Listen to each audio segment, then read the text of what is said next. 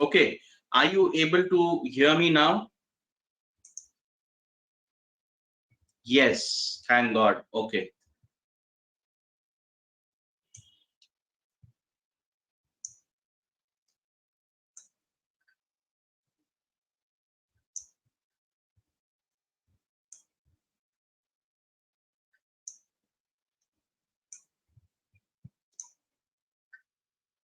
Good morning, everybody. Sorry for the technical glitch.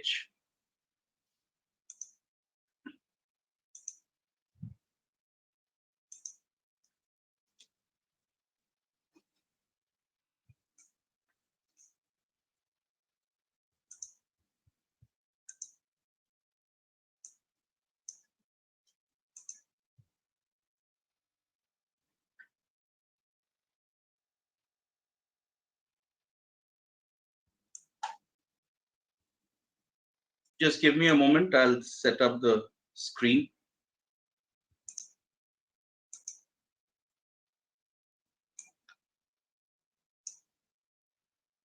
Okay, so I hope you are able to see me, hear me, and also see the white screen clearly.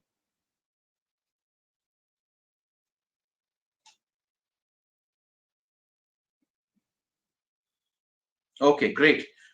Uh, Ambudji, good morning. Swap is also a kind of derivative contract, but I don't think we will be able to cover swaps today. It's a little more complicated than options, and I'd be glad if we are able to fully cover options to everyone's satisfaction, because for beginners, it's not a very easy concept to learn. Okay, so we might not be able to cover swap today. We will just be covering options. Okay, other than that, any questions, follow-up questions, thoughts, feedback from yesterday? Amrish ji, I'm sure we recorded yesterday's session, but I'd be glad if you can get in touch with the support team regarding this. They take care of the logistics.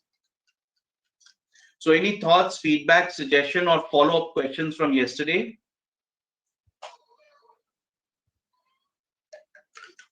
Let me quickly, yes, that's a great suggestion, Gauravji. Let me quickly summarize what we discussed yesterday.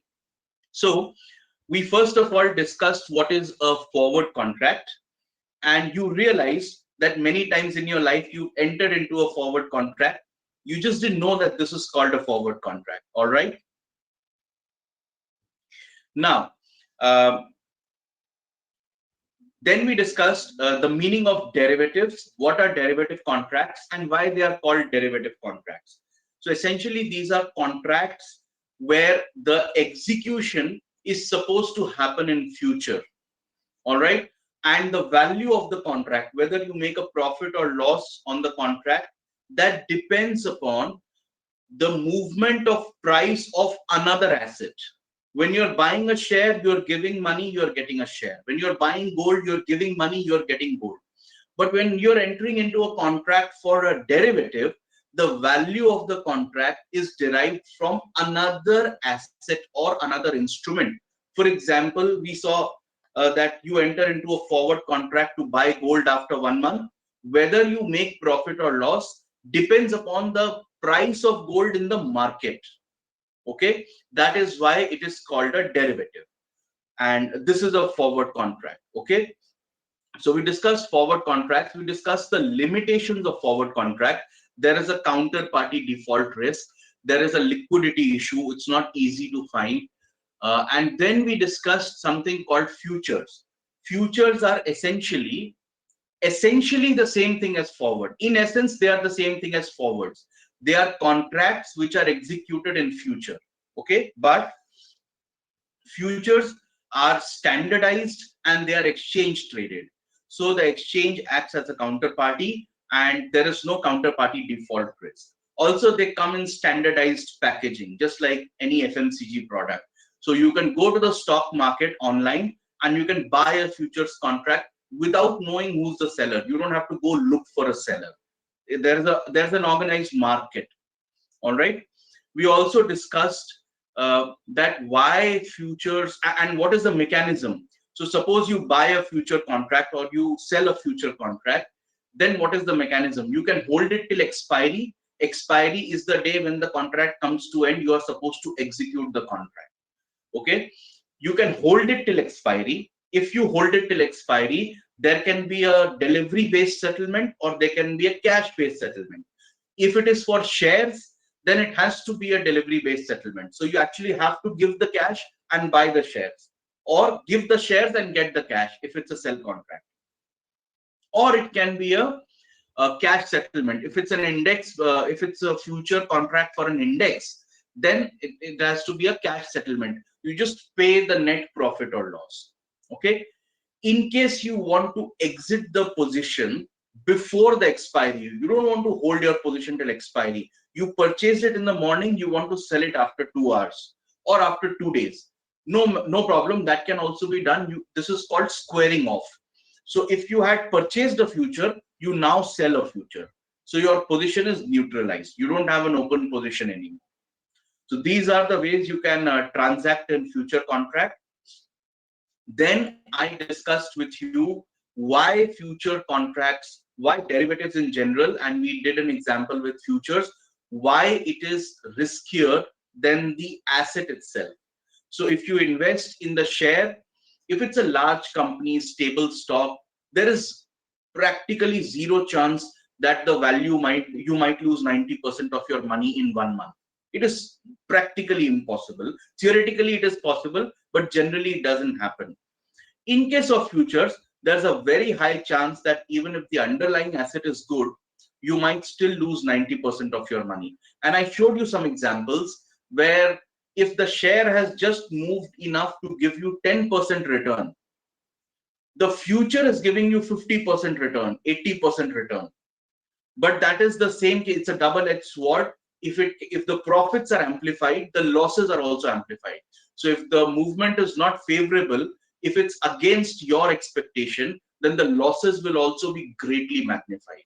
So it is possible that you might lose 50% or 80% of your original investment, your capital, which is why futures and derivatives in general are very risky. It's very important that you understand the risk and reward before you enter into any trade relating to futures. Okay. Some issues, some areas I was not able to touch upon yesterday, like open interest. We discussed what open interest is, but how to look up open interest and how to analyze open interest, we will be doing that, all of that today. I will also show you on the StockEdge platform what are the different pieces of information, data sets, data points that you can track, right? So I guess there are no questions from yesterday other than what we discussed. Long build up, yes, we will talk about that.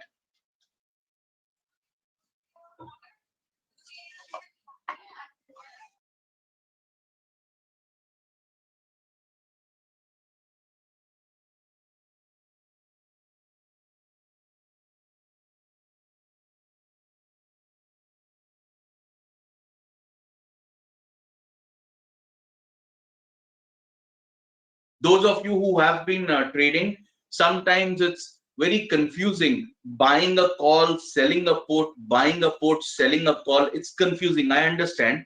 So don't worry. We will get the concepts very clear. What is a call? What is a put? And what it means to buy an option and sell an option. So Menji, I suggest you get in touch with the support team.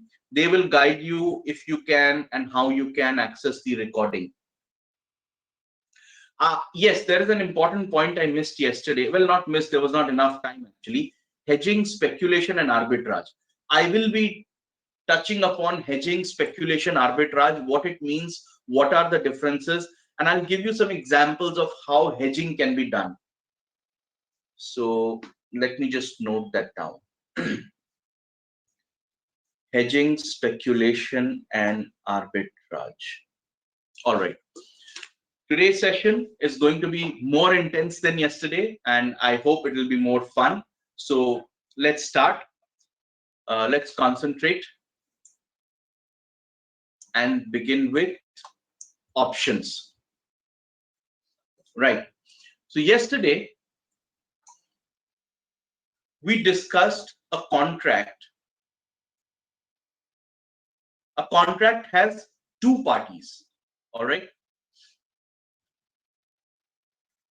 Both the parties have certain rights, but both the parties also have certain obligations. For example, when we were discussing about buying gold 1 month from now, so suppose this is you. Suppose this is you and this is the jeweler. You have entered into a forward contract with the jeweler that you will buy 10 grams of gold at the rate of 50K after 1 month. All right. This is the case we discussed yesterday. In this, you have a right to receive 10 grams of gold from B after 1 month. And B has the right to receive 50,000 rupees after 1 month from you. So I can say that B's right is your obligation. You have a right to receive gold, but you also have the obligation to pay 50,000. After 1 month, if for some reason, let's say gold prices have gone down, it is 45,000. You don't want to execute the contract. Then it will be called a breach of contract. Similarly, if the prices have moved up and B doesn't want to sell for 50,000, it is a breach of your right. So it is a breach of contract. This was the situation we discussed yesterday. Please note this very carefully. Both the parties have rights, but both the parties also have obligation to perform. Let us look at another scenario. Suppose this is you. You went to the jeweler.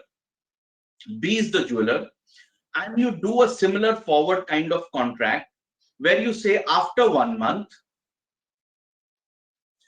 that means you will buy from the jeweler 10 grams of gold at the rate of 50,000 rupees.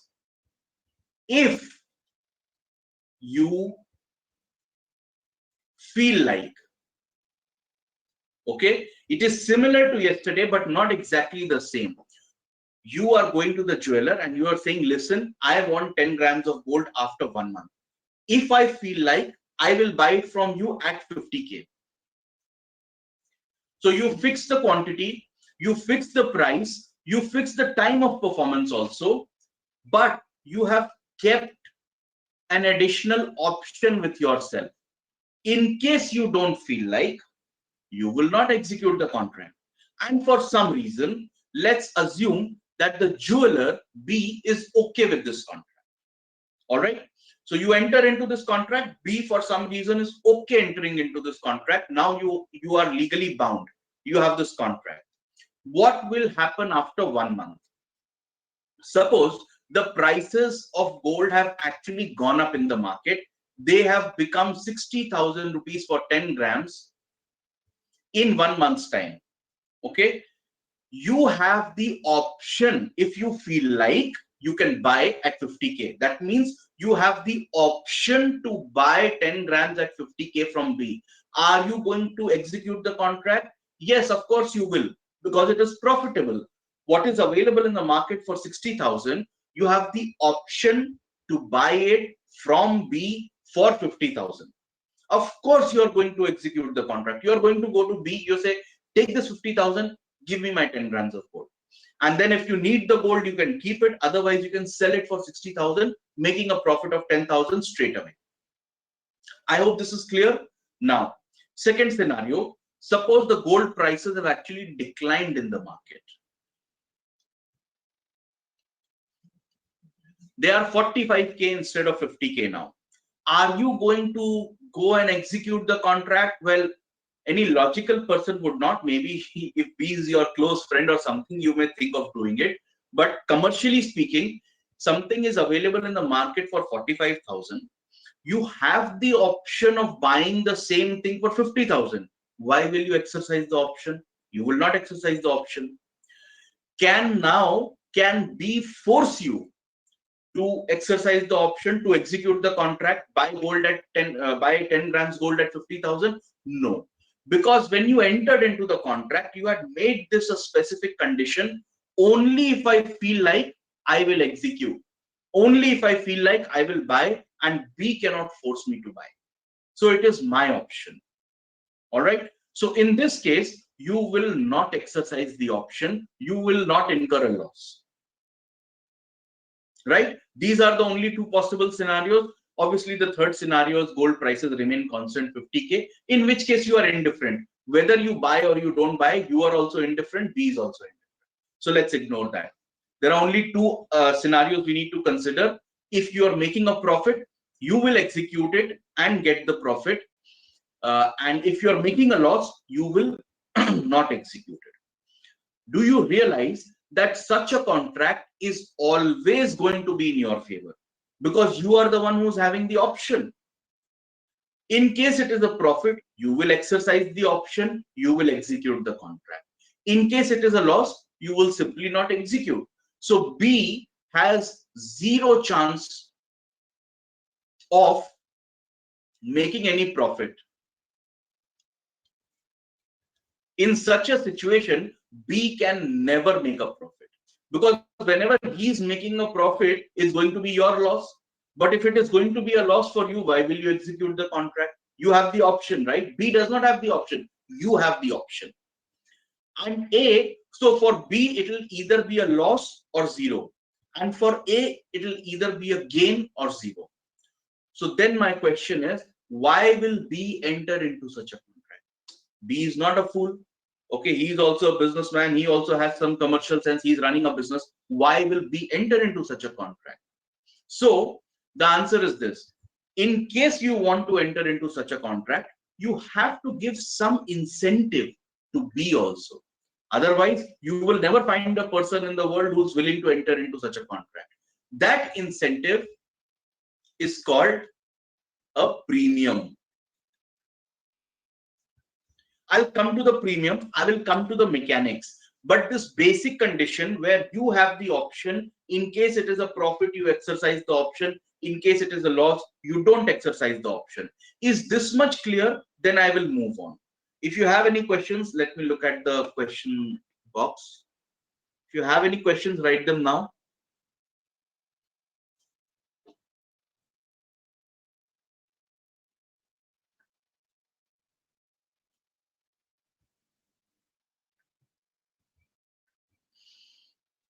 Aditya ji, we will discuss in detail about buying calls, selling calls, keeping till expiry, exiting, squaring off, payoff, how profit is made. First, let us understand the concept. Let us understand what is a call option, what is a put option, what is buying option, what is selling option. Then I will come to the calculations and how profit is made. So just stay with me for some time. Derivatives typically long-term or short-term investments. I'll answer that. Okay. If I incur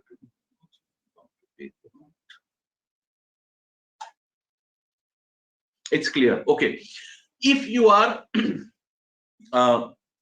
Tansenji, listen to me again very carefully. In this case, you have said clearly, if you feel like you will buy. That means you have the option. If you're going to make a loss, why will you execute the contract? You will not execute. You have the option of not executing the contract also. You have the option of buying, not the obligation of buying. All right. B has the obligation to sell to you at 50K, but no right. In case you want, B will have to sell, but B cannot force you to execute the contract. So whenever it is a profit, you will execute. Whenever it is a loss situation, why will you execute? How is it different from yesterday? In yesterday's case,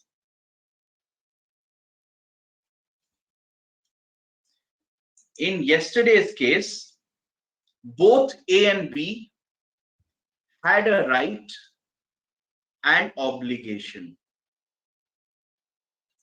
Okay. In today's case, the one that we are discussing right now, A has kept the option.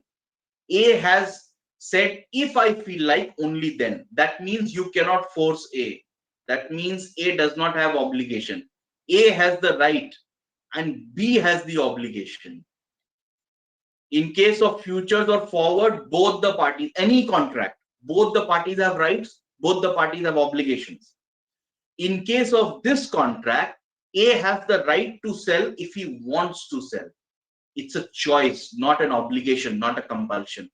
And in case he wants to sell, B does not have a choice. So the right is with A, the obligation is with B. Obviously, you will never find a fool who will be willing to enter into such a contract because there is nothing in this contract for B. So to compensate B for the possible loss he will make, you have to give him some incentive. That incentive is called a premium. Okay, let me show you how it works. So this is you and this is the jeweler. Okay, when you enter into this contract, tell me something. Are you buying the gold? No. Are you promising to buying the gold after 1 month? No. Unlike a forward or a future, you are not even promising this much that you will buy the gold for 50,000 after 1 month. No. You are keeping with yourself. B is giving you an option. You are keeping that option to buy the gold for 50,000. So basically, I can say that I am buying an option. Legally, I'm buying an option to buy the gold. How much gold? 10 grams at the rate of 50K. I'm simply buying an option to buy the gold. If I feel like 1 month later, I will buy the gold from you, 10 grams, 50K. And B is not a fool. You have to compensate B for giving you this option. That compensation amount is paid upfront when you enter into the contract immediately. When are you getting the option? When you enter into the contract.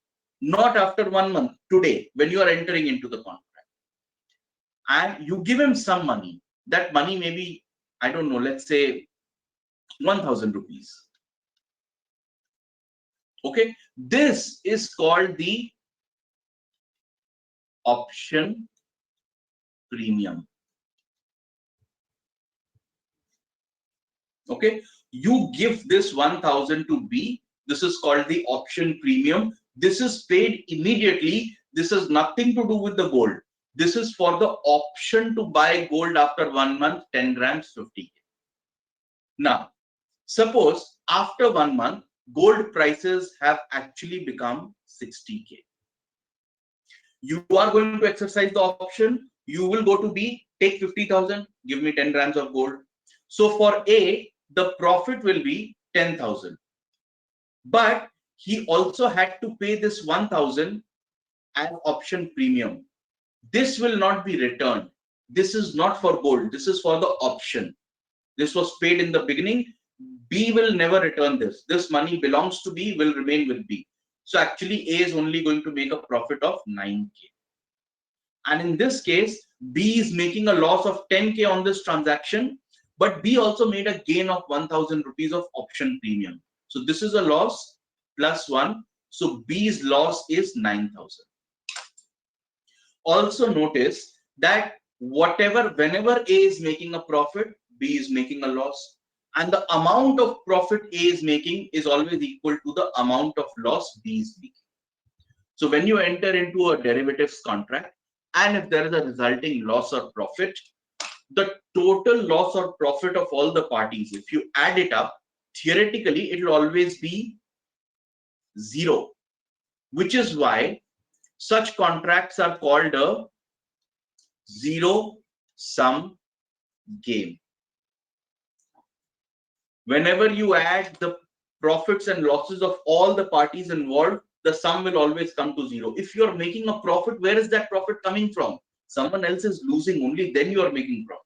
Otherwise, where is this profit coming from? There is no value creation, there is no exchange of value like other economic activity. So someone has to lose if someone has to gain.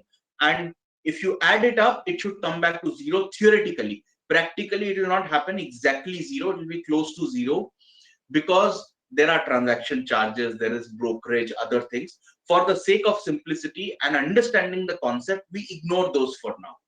There are no brokerages, no STT, no stamp duty, no exchange charges, nothing. Then it will come to zero.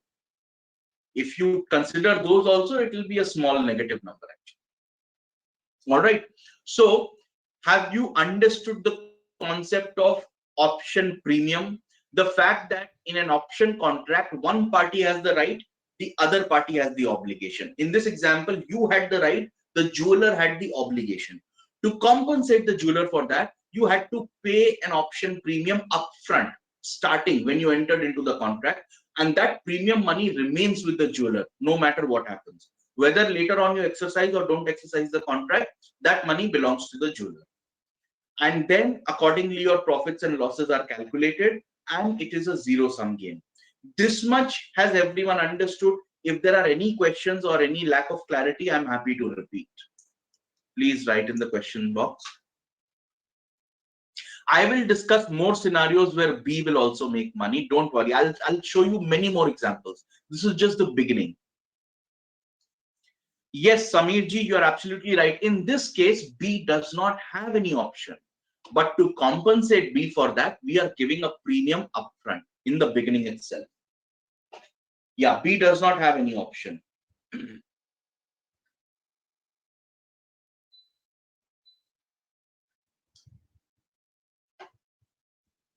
Okay, any other questions? Are call put writer and call put seller the same? No, Anil ji, please stay with me for some time. I'm building the concept slowly by slowly. First, let me explain you what is an option. Then an option buyer, option seller, call option, put option. Give me some time. I will cover all of that. Okay. So let me just, Dinesh ji, let me just summarize again for you. The basic difference between a future contract and an option contract is this. In a future contract, both the parties are on equal terms. Both the parties have a right and an obligation. Okay. When we discussed the same example yesterday, you had an obligation to buy gold at 50,000. And the jeweler had the obligation to sell it to you for 10 grams of gold for 50,000. Neither party had a choice. Both the parties had right, both the parties had obligation, both were equal. In an options contract, you are essentially buying an option. You're not promising to buy gold. You're saying, give me the option to buy gold at 50,000, 10 grams after 1 month.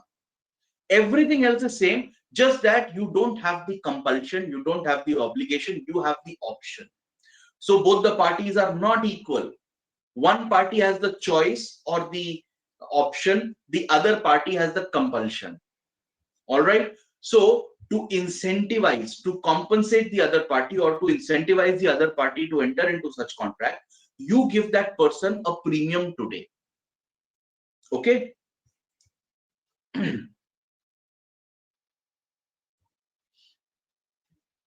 Jatin ji, I will see how much time is remaining. We may not be able to discuss any complex strategies today, but let's first understand the concepts.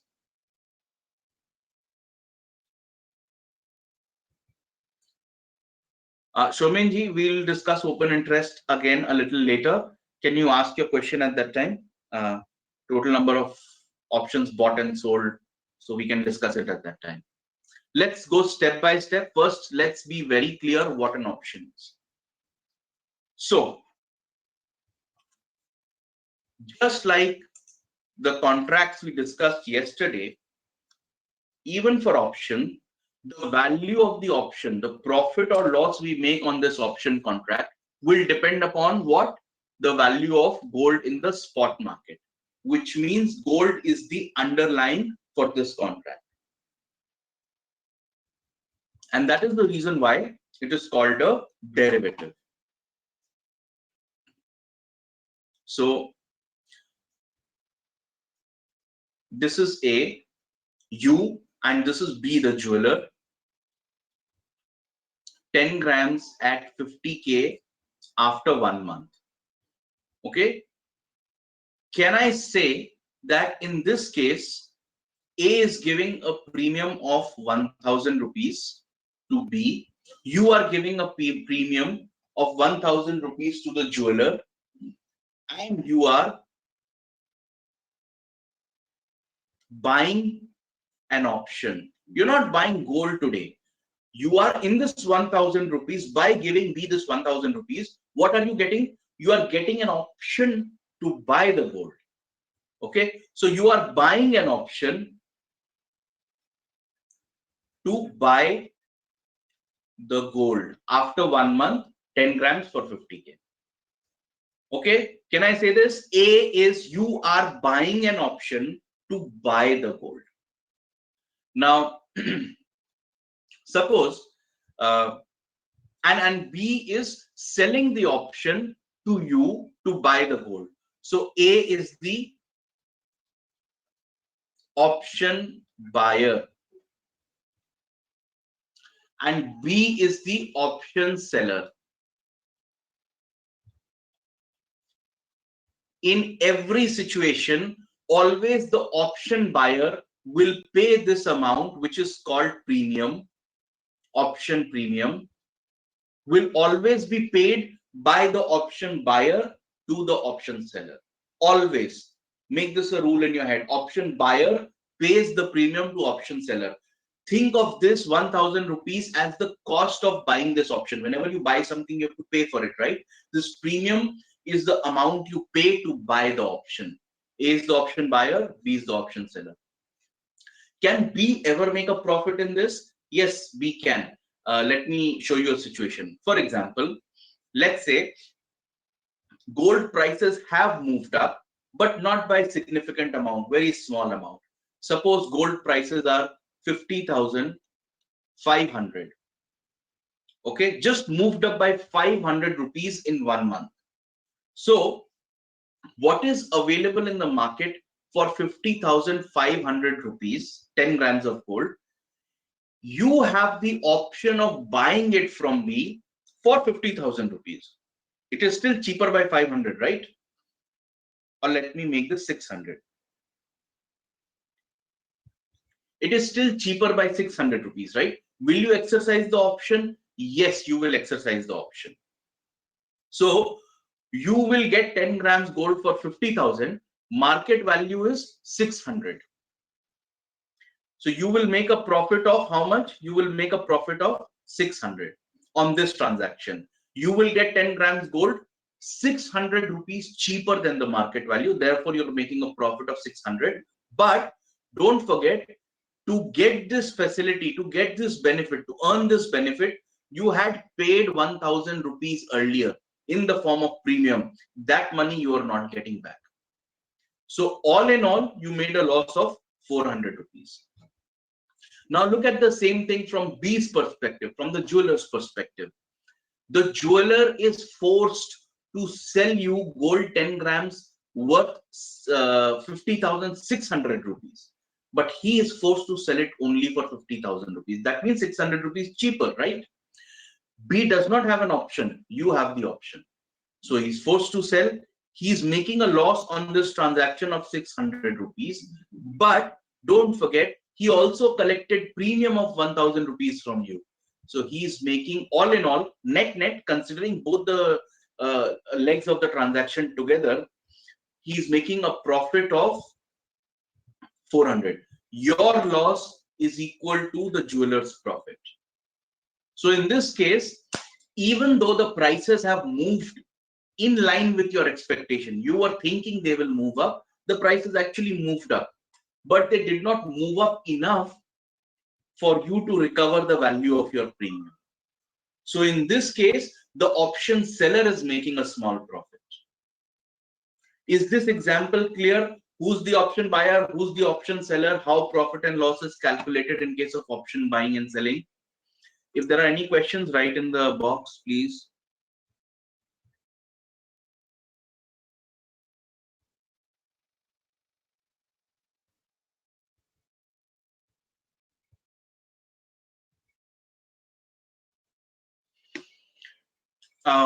Dinesh ji, future के लिए money ज्यादा लगेगा, option में कम, ऐसा नहीं है।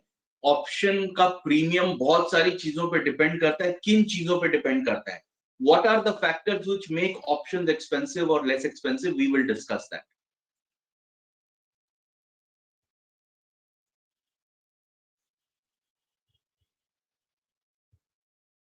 Factors affecting premium, we will discuss. Okay, clear. How premium amount is calculated, we will discuss that. Does that mean profit for option seller can always come from premium? Yes, very good observation, very good, very clear understanding you have. Option seller can only earn from premium, because whenever it's a profit situation for the option seller, the option buyer will not exercise the option. So for everybody's benefit, Arindam ji is asking that the option seller can only earn from premium. Yes, he's absolutely right. Why? Because in the same situation, suppose the prices had gone down to 48,000 rupees. Now, what is available in the market, what he can sell in the market for 48,000, will A come and buy for 50,000? If A is willing to buy, then he can make 2,000 rupees profit on this transaction. But B does not, jeweler does not have any option. A has the option. Why will A exercise the option? Because it's a loss situation for A. So whenever it is a loss situation for the option buyer, the option will not be exercised. And whenever it's a profit situation for the option buyer, the option will always be exercised. So B can never earn any money in this contract from change in value of underlying. The only incentive for B is the premium. The option seller can only earn from premium. What this also implies is, if this is A, the option buyer, and this is B, the option seller, the same example, maximum profit B can make is 1,000. Because even if gold prices decline, suppose this contract was for 50K, the gold prices decline to 45K. Now what will happen? A will not exercise the contract. Why will he pay 50K when he can buy it in the market for 45K? Why will he incur a loss? So A will not simply refuse to exercise the contract. B will not make any profit or loss on the contract, and B will get to keep premium of 1,000 rupees. So B's maximum profit is 1,000, and A's maximum, option buyer's maximum loss is 1,000. In any case, if it is a no profit, if it is a loss situation, A will simply not exercise the contract. He will only lose the amount of premium given to B in the beginning. Beyond that, he will not lose anything. So for option seller, the maximum profit is fixed, and that is equal to the premium. For option buyer, maximum loss is fixed, and that is equal to the premium. Okay, now let us see, is it possible that A makes a profit of 2,000-3,000 rupees on this contract? Yes, it is possible, because the gold prices can go up. Theoretically, they can go up. You might argue that they will not go up so much in 1 month. I'm saying theoretically, is it possible or not? Yes, it is possible. If the gold prices go up to 55,000, how much profit will A make? He will make 5,000 on the contract minus 1,000 of premium. He'll make a profit of 4K, and the seller will make a loss of 4K. Suppose the gold prices move to 75,000. I know theoretically it's very difficult, practically it's very difficult, but theoretically, if the prices move to 75K, then this person will make a profit of 24,000 and a loss of 24,000 for the option seller. What will happen if the price become double, if they become 1 lakh in the spot market? You're getting the point. Then A will make a profit of 49,000. So basically my point is this: for the option buyer, loss is limited, that is equal to the premium, and gain or potential gain is unlimited. For the option seller, gain is limited and loss is unlimited. And what is the maximum gain? That is the same thing, the premium. That is why it is always more risky selling options than buying options. Okay, before I move on, any confusion, any part you want me to repeat, any doubt, any questions, please ask them now.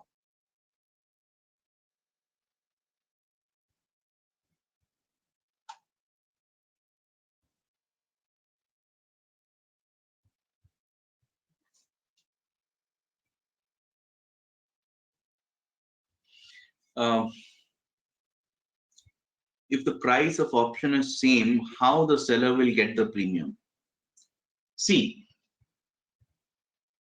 when you enter into the contract, you give something to the option seller. You can call it the price of option or you can call it the premium. It doesn't remain same. Over time it changes. We will discuss those factors, why it changes, how it changes. We'll discuss those. You can call it the premium or you can call it the price of the option. Either ways, this is the amount you have to pay to enter into this contract.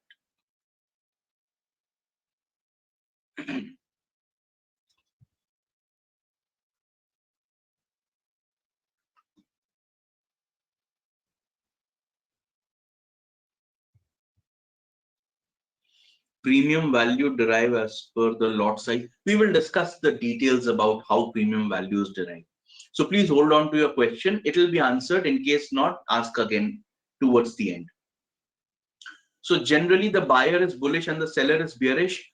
Sameerji, based on the current example, yes, you are right, but this is not everything. I have right now just covered call option. There is more. There is also a put option. So you cannot generalize. Based on this, yes, but there is also a put option that I'm going to cover next. Can you explain this again? Okay. In both the cases, risk is limited. No, risk is not limited. For the option buyer, what is the maximum amount of money he can lose, he or she can lose? What is the premium he's paid is gone. That will never come back. Now, if the prices don't move according to his expectation, then he will not make any profit on the contract and he will lose the entire premium. So the maximum loss is limited. Okay. For the option seller, it is possible that the prices move adversely and it can move by any amount. So there is no limit to the losses. If it is for gold, the prices can move up in 1 month by 5,000 or by 50,000 or by 5 lakhs. I know practically it doesn't make sense, but theoretically, the amount of loss is unlimited. The potential of loss is unlimited for an option seller. What factors decide the premium amount? We'll discuss that.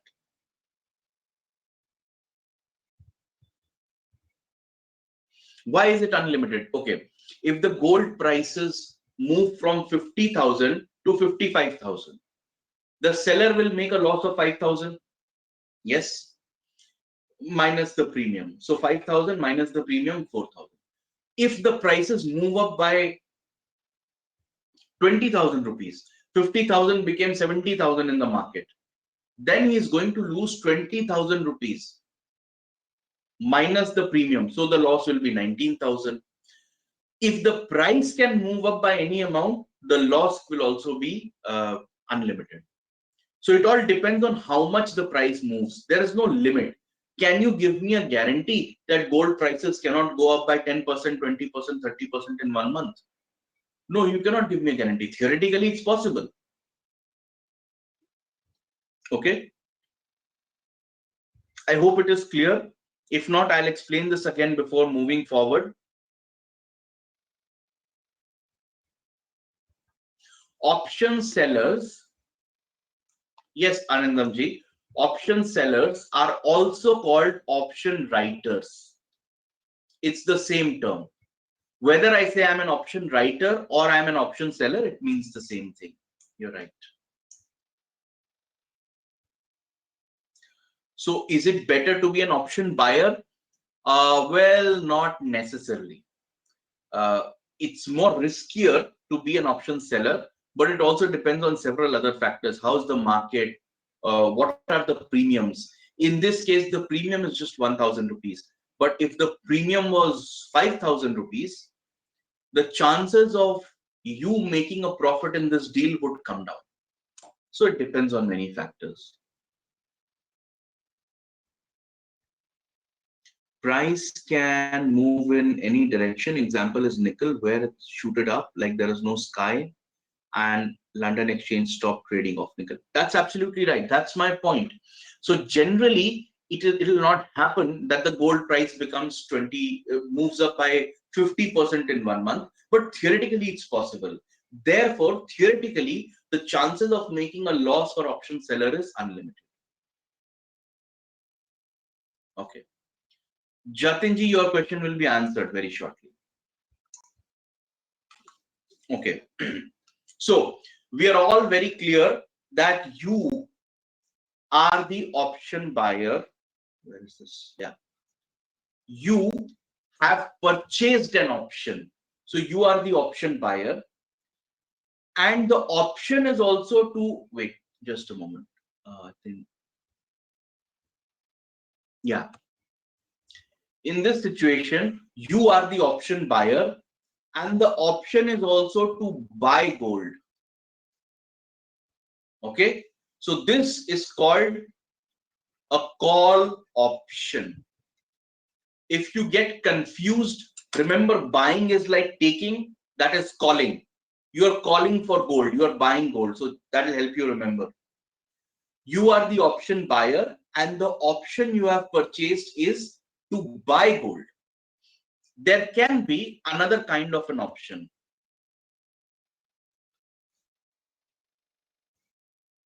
So suppose you say to be jewelers, you would know this already. They don't just sell jewelry, they don't just sell gold. Sometimes they also buy gold. If you want to sell your old jewelry, maybe you want to get a new one made, or maybe you want cash for that, you would still go to a jeweler, right? So suppose you have some gold with you, you want to sell it, you will still go to a jeweler.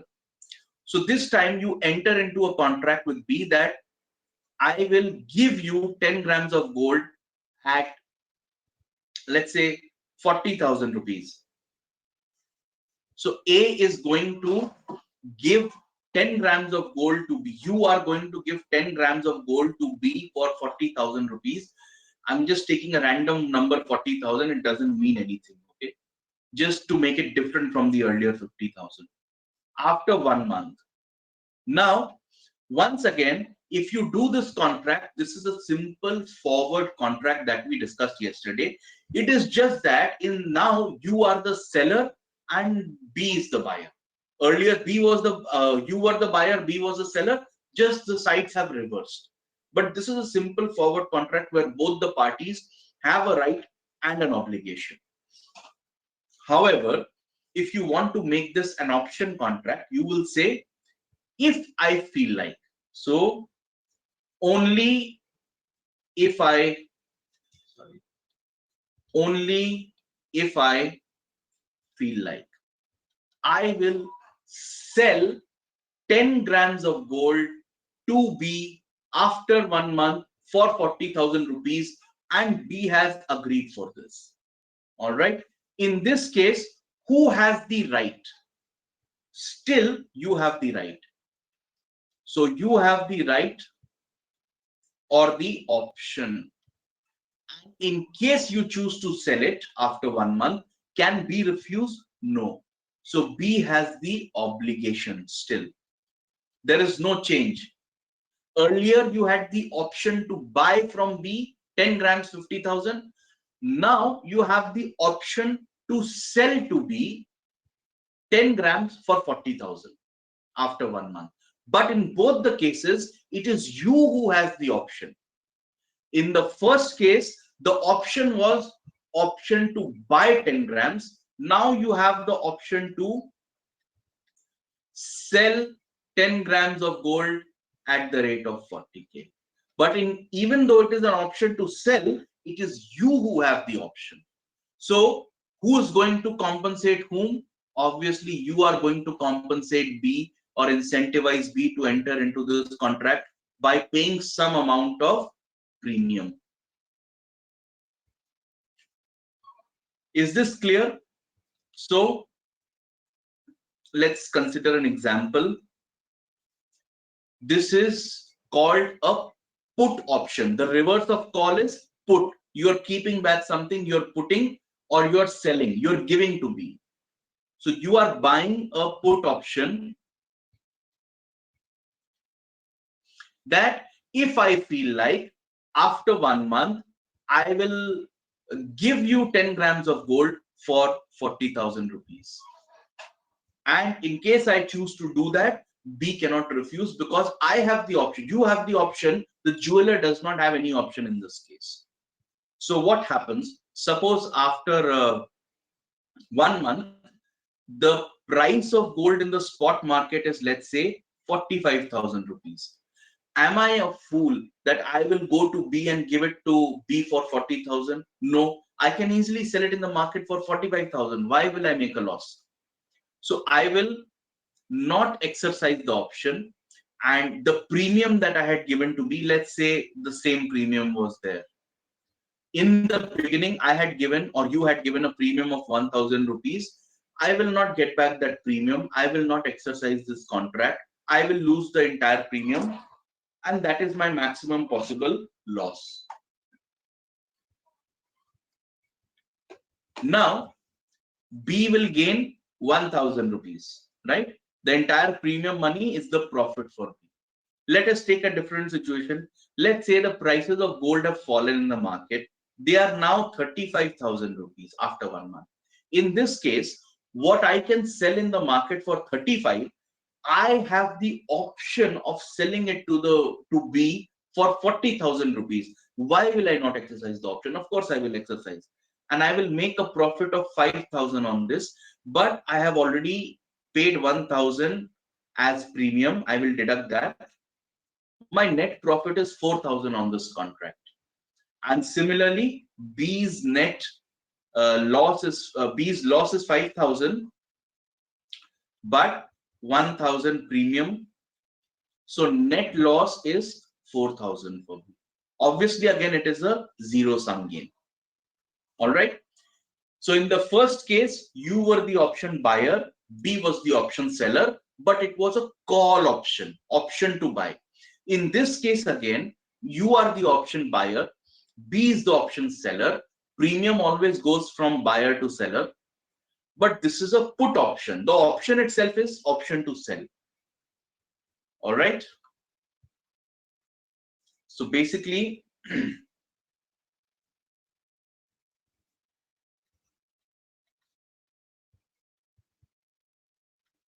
we have a call option and we have a put option. And in both the cases, you were the buyer and B was the seller. That is why in both the cases, you paid the premium to B. I hope it is clear what is a call option, what is a put option, and who's an option buyer, who's an option seller. Option seller can also be called an option writer. If there are any questions relating to this much, then please write them in the box. Let me have a look at it.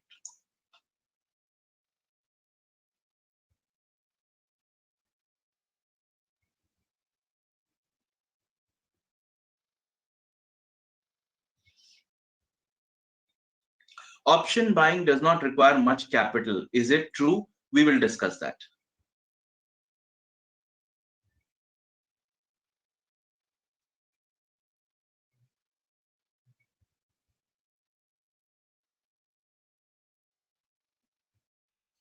When A is losing 10K, no, so 10K is just on the transaction. For example, if there is a contract to buy gold at 50,000 rupees and the market price has become 60,000 rupees, then A is gaining 10K just on the gold prices.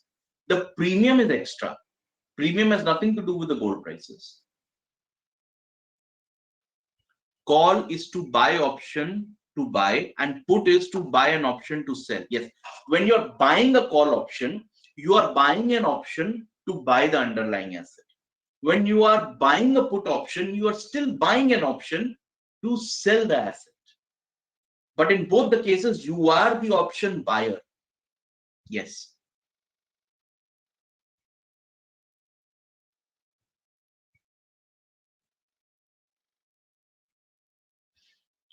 Okay. Now, Sumitji, I think I've answered your question, but in case it's not clear, I'll explain it again. Option writer seems like writing the fate of the option premium price.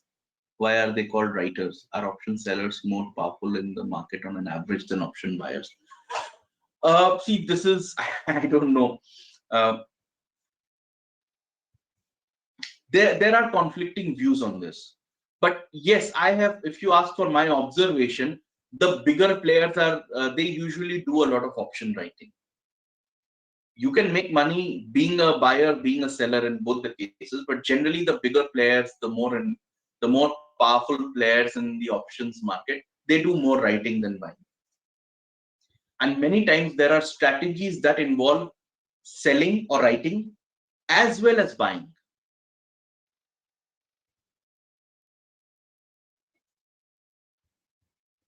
So B could reduce his risk by going for put and call options simultaneously, different quantities. Yes, but right now we are not talking of those kind of strategies. Great.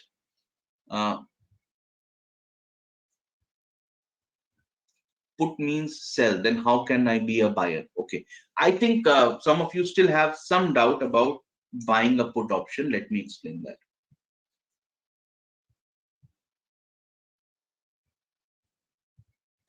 How call option writer push the market down?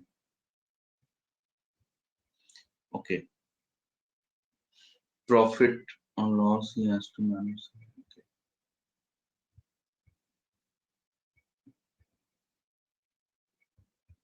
Okay, got it. So let me just quickly explain this again. Buying a call option and buying a put option. All right, because some of you are still having some doubts about that.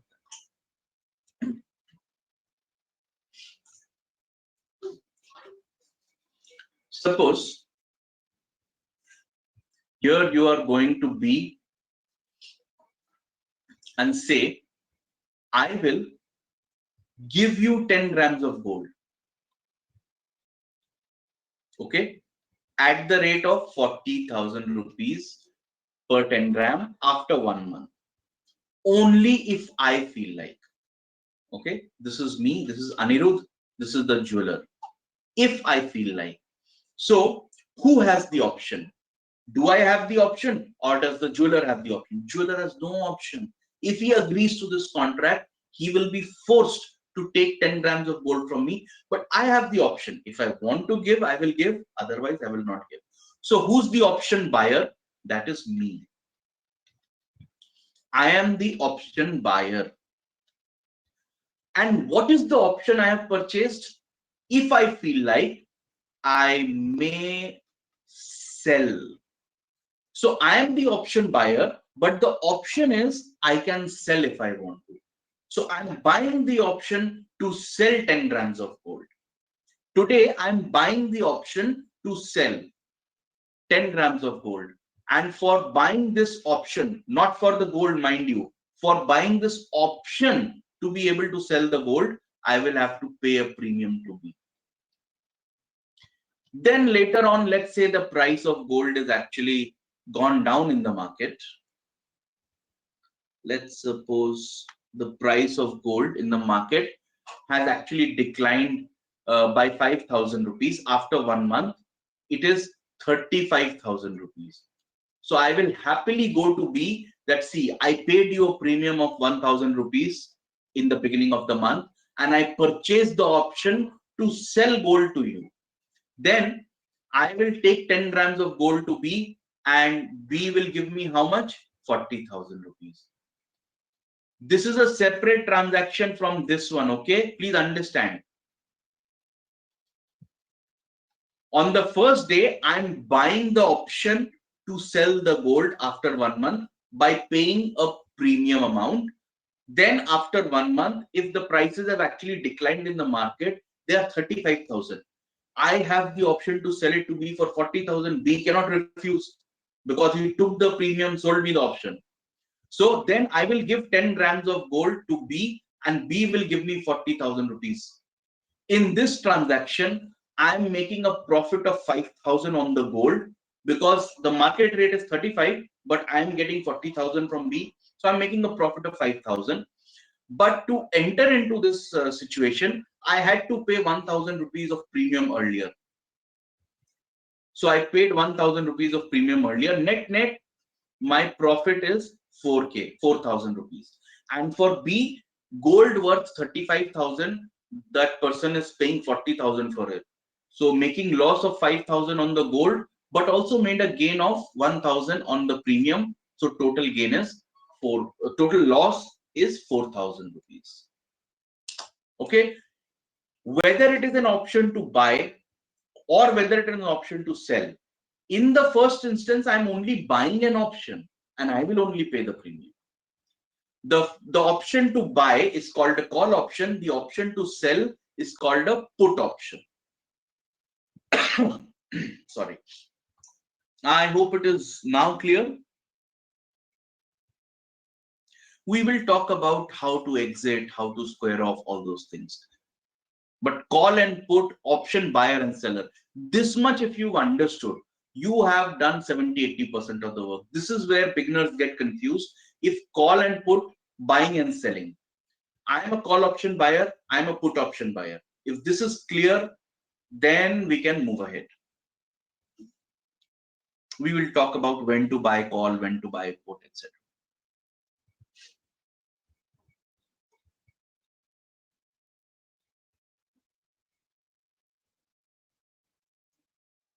All right, so I think this is now clear. Let's move on. Let's discuss a few other concepts about this, and then we will get into the payoffs and how to exit, etc. When you did a futures contract or a forward contract, was it necessary that you have the gold in your home or the share in your demat account on that day? No. When you are buying futures, are you getting shares in your demat account that day? No. It is a promise to buy in future. The seller is promising to sell. It is not necessary that the seller has the shares in the demat account, right? Do you become a shareholder if you buy Reliance futures? Do you become a shareholder of Reliance? Tomorrow, if Reliance is declaring dividend, just because you are holding futures, are you entitled to receive the dividend? No, you're not. Same as with option. Option contract has nothing to do with the underlying asset, except that the value of that is based on the price movement of underlying asset.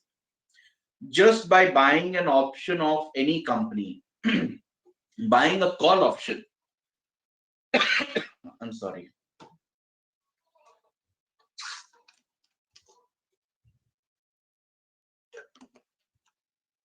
Just by buying a call option of any company, you don't own the shares, you don't become the shareholder, you're not entitled to dividend. All right. It is not necessary that you have the cash to buy the share on the day you enter into the option contract. And for the option seller, it is not necessary for the person to have the shares in his demat account or have the gold in his shop or go down or whatever.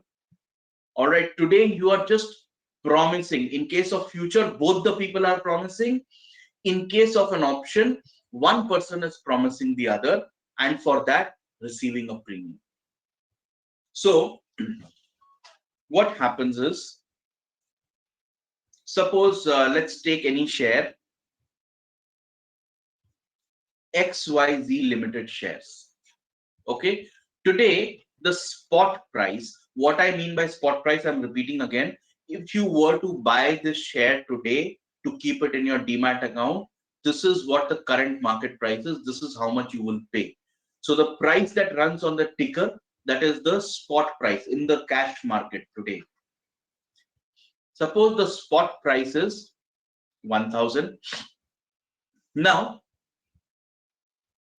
a call option for 1 month is available for the same share at, let's say, 150 rupees.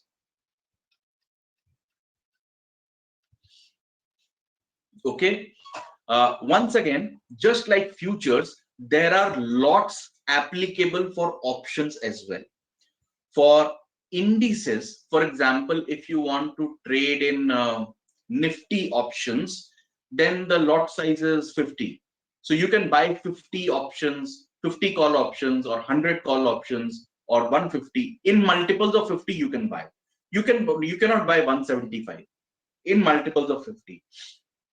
Similarly, for shares, for different shares, the lot sizes are different. For some shares, the lot size can be 20, 30, 20 or 50 also. For some shares, the lot size can be 100, 200, 500 also. Okay.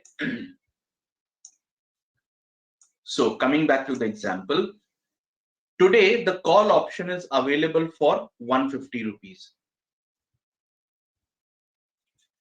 For the sake of simplicity, I'm just ignoring the lot aspect because that is just multiplying the number and making it bigger. Concept remains the same. What is applicable for one option contract is applicable for 50 also. So let me just ignore the lot size and do the calculation for one. So you can either, if you are expecting the price of the share to go up in the near future, you can either purchase a share for 1000 rupees and hold it, or you can buy a call option at the rate of 150 rupees. Now, what happens in 1 month time? Suppose the price moves up to, let's say, 1200. You have already paid 150 rupees premium immediately when you purchased. Okay, this is paid immediately. This is paid upfront.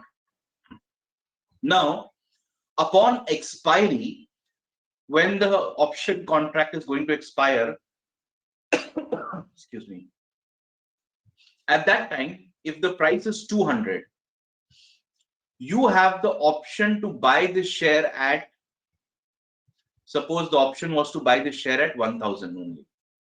You have the option to buy the share at 1000 where the market price is actually 1200.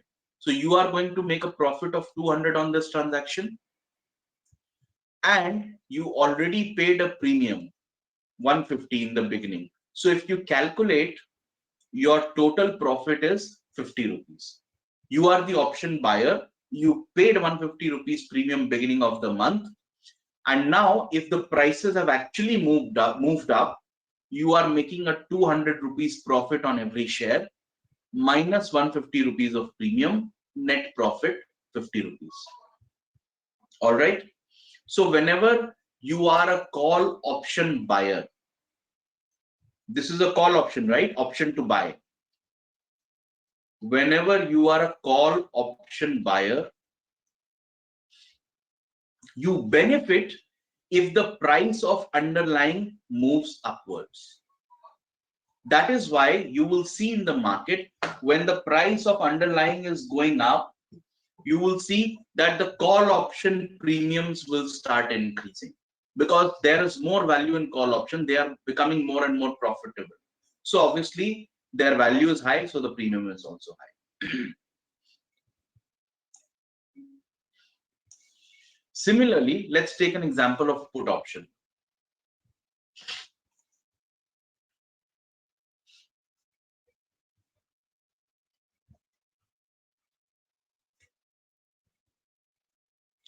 Suppose the spot price is 1000 rupees. You purchase a put option to sell the share after 1 month for rupees, same amount, 1000. And for that, you pay a premium today, 150 rupees. Okay. Now, what happens after 1 month? Let's take two different scenarios. First situation, the price did not go down. The price actually moved up, 1100. You have a put option for 1000 rupees, means you can sell the share for 1000 rupees, but you can sell it in the market for 1100. So this is a loss situation for you. The option will not be exercised. There is no profit you will make on this, and the entire 150 rupees premium you will lose. Let's take another scenario. Suppose after 1 month, this 1000 rupees spot price has become, let's say, 750 rupees. Okay, so the spot price after 1 month is 750 rupees. You can sell this in the market for 750 rupees, or you can sell it to the put option seller. You purchased a put option, right? That you could sell it for 1000. You have this option. You exercise this option, thereby making a profit of 250 rupees. So you will make a profit of 250 rupees in this transaction, but you also paid 150 rupees as premium earlier. So net, your profit is 100 rupees. So basically, when the underlying prices go up, that is when call option buyers make a profit. When the underlying prices go down, that is when put option buyers make a profit. Let me write that down for you.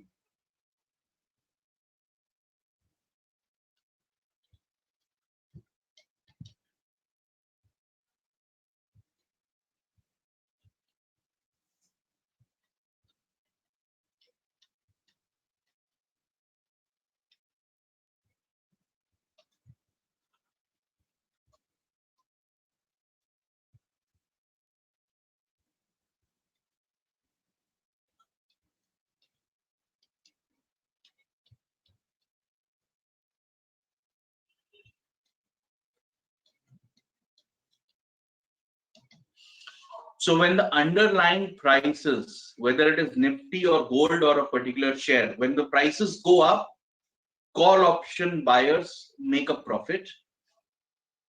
And when they go down, call option buyers make a loss. And it's opposite for put option buyers. And again, for sellers, it is exactly the opposite. So when buyer is making a profit, obviously the seller will be making a loss. Is this much clear? Then I'll move to in the money, at the money, option premium, how it is decided, etc. Yes, Anilji, option is the contract only, not the underlying. You're not buying gold, you're not buying shares, you're just buying the option to buy the underlying. Sureshji, future lot size and option lot size are not the same. Even for the same underlying, the future and the option lot size can be different. For different underlying, lot sizes are different. Yes, this is called C plus and P plus. Yes. Is loss limited for option buyer in both the cases? Yes. It's the same concept. What is the maximum loss you can make if you're an option buyer? The premium you've paid is gone. You will never get it back. Plus now, if the prices don't move in according to your expectation, you will simply not gain anything in the contract. But you cannot incur any more loss. So in both the cases, the maximum loss is the premium for a buyer. But for the seller, the losses, potential losses are unlimited.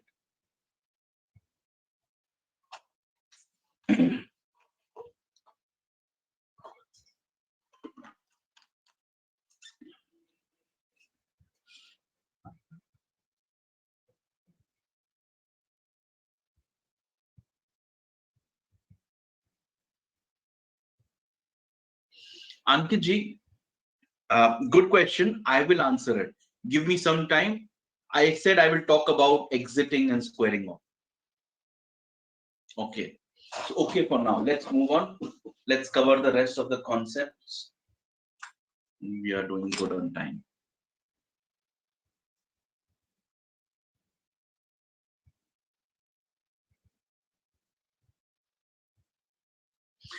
Premium कम होने पर नुकसान भी buyer के कम हो सकता है. Yes, you're right. If the premium is less, obviously the chances of making a loss for the buyer is also less. Very logical. But don't forget, the seller is also not a fool. He also knows the market. So that is why when I discuss what are the factors affecting option premium, then your question will be answered more clearly.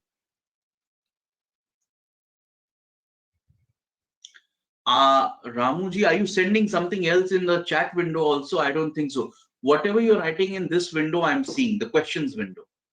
From time to time, I keep looking at this window. If there is any unanswered question, please remind me or write it again.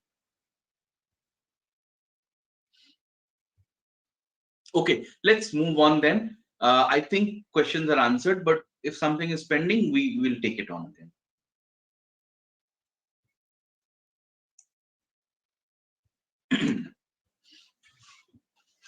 So first of all, let us understand. We now know what is a call option, what is a put option. We now also know what is an option buyer, what is an option seller. We also understand what are the risks and rewards. So the option seller gets the premium and the option buyer gets a profit in case there is a profit.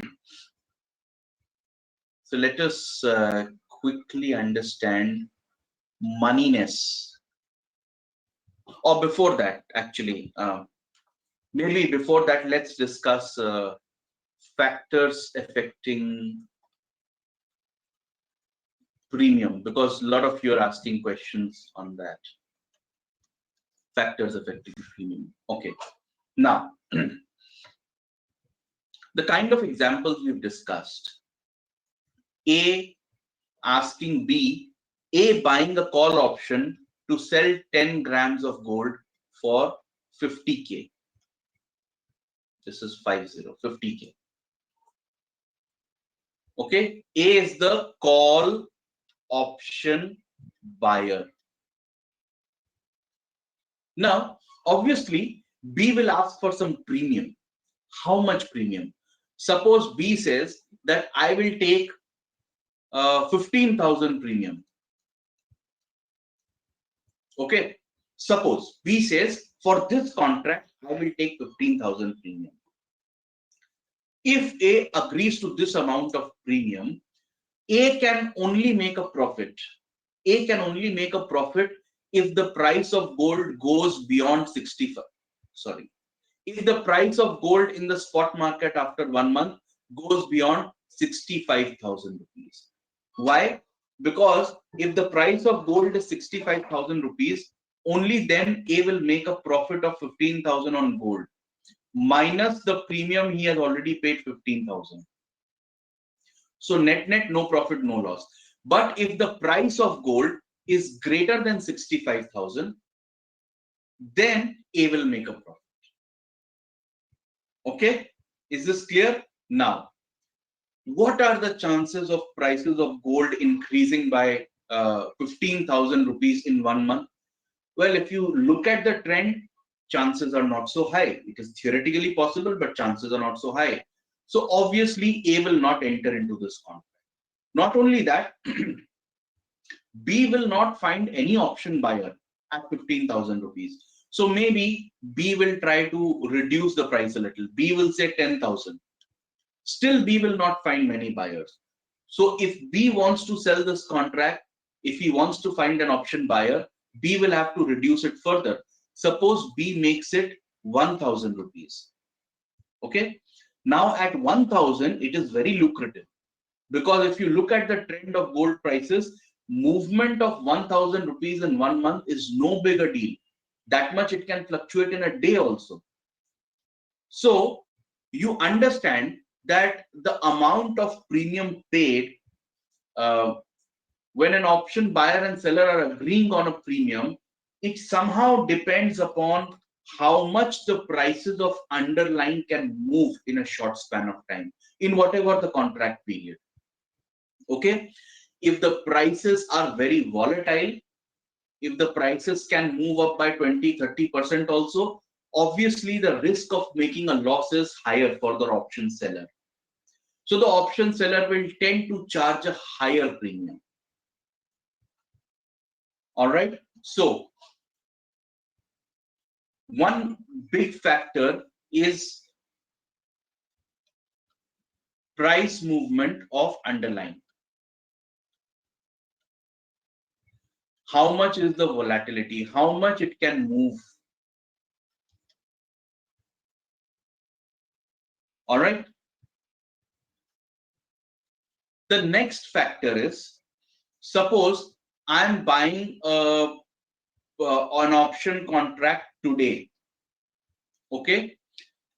Now, just like futures, option contracts are also standardized. If you're doing a private option contract with someone like a jeweler, that is fine. But when we are talking of option contracts of shares or indices which are traded on the stock exchange, then they are standardized. They are having a fixed tenure. So all option contracts of shares will expire on the last Thursday of the month. Just like futures, you can buy an option contract for a share for this month or for the next month or for the month after that, right? So if you take the one for this month, that will expire on the last Thursday of this month. You cannot have it customized. It is standardized, right? So suppose you enter into a contract, whatever is the spot price of the share today, suppose it is 1000. You enter into a you buy a call option for buying the share after end of the month for, let's say, same 1000 rupees. Same 1000 rupees. And you pay a certain premium for that, whether it is 100 rupees or 150 rupees, whatever it is. You pay some amount of premium for that. Okay. Now today is 1st of June.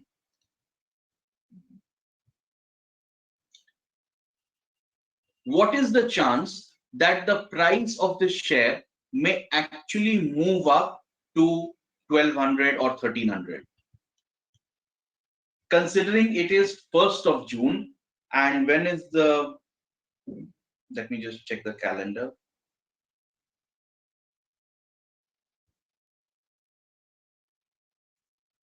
So the last Thursday of June is actually 30th of June.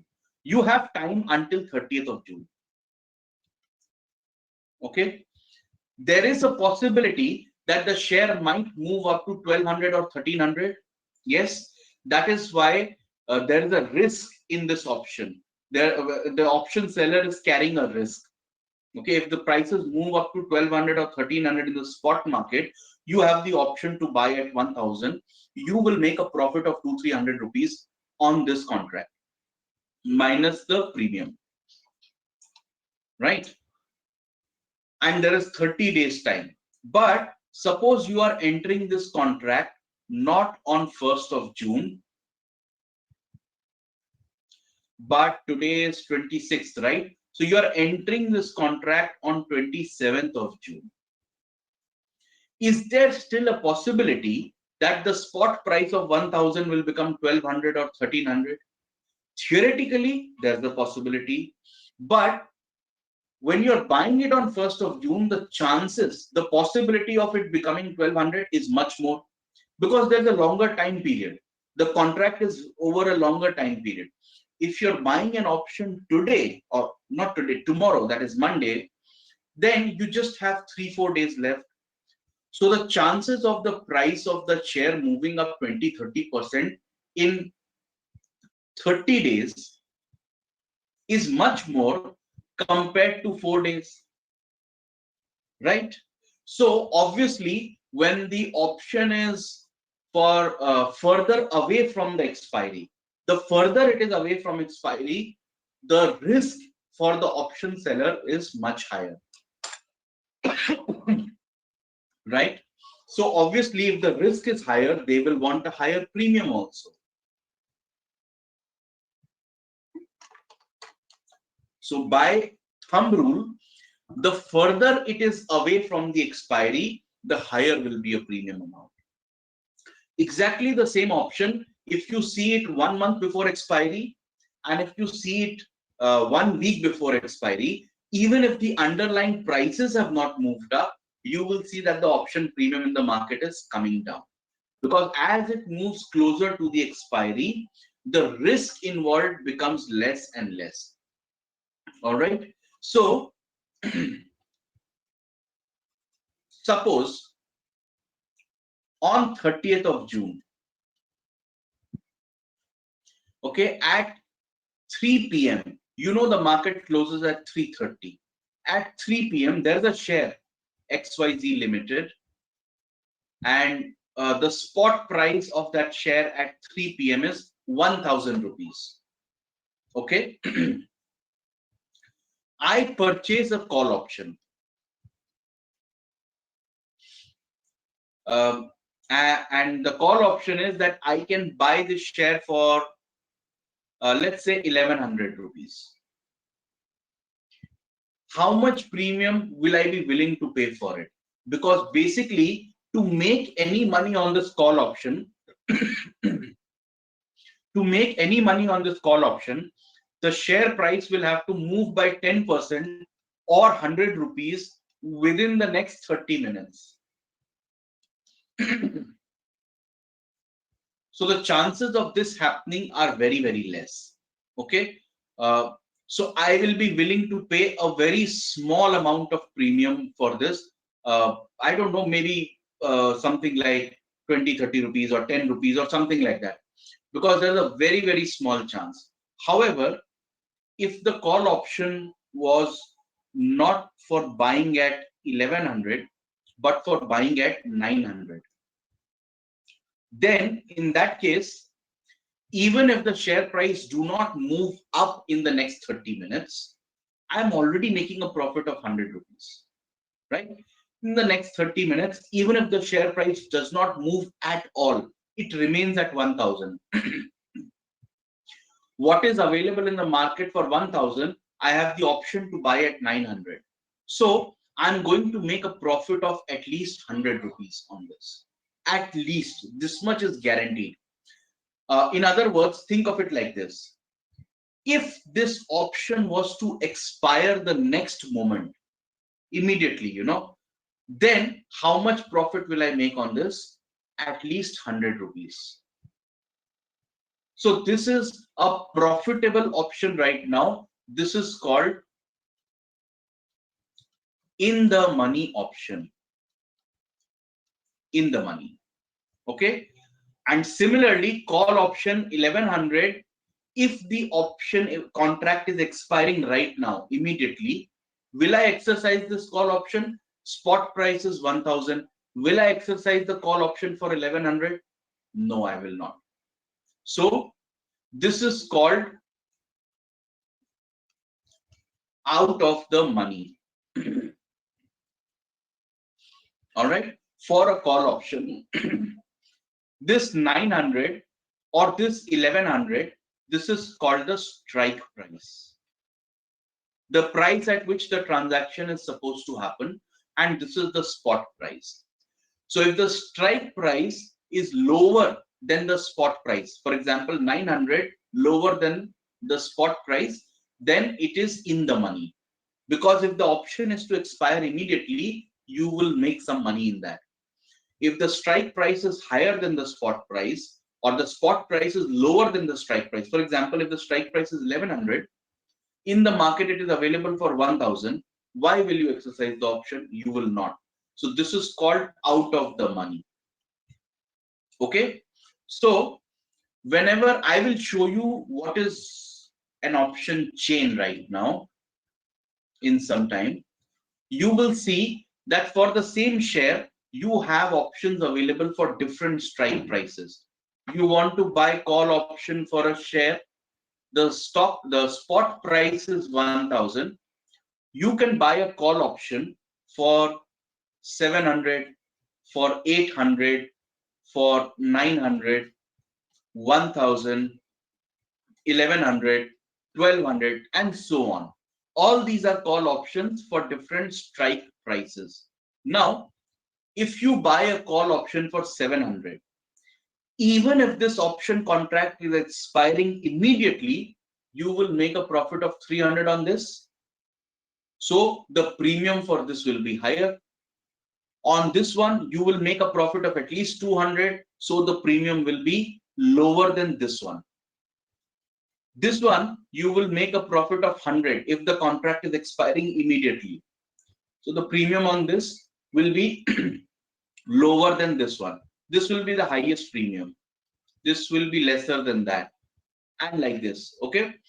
These three are called in the money because you are making some money on this currently. These three are called in the money. Okay, these two 1100, and if the contract is going to expire immediately, theoretically, if it will expire immediately, you will not make any money on this because the spot price is 1000. Why will you buy it for 1100? You'll not make any money on this also. So these are called out of the money, out of money. And this one is called at the money. Just terms, okay? It doesn't make a difference to your trading. These are just terms you should know if you want to do option trading, right? So basically, the value of an option, the premium of an option depends upon two things, basically.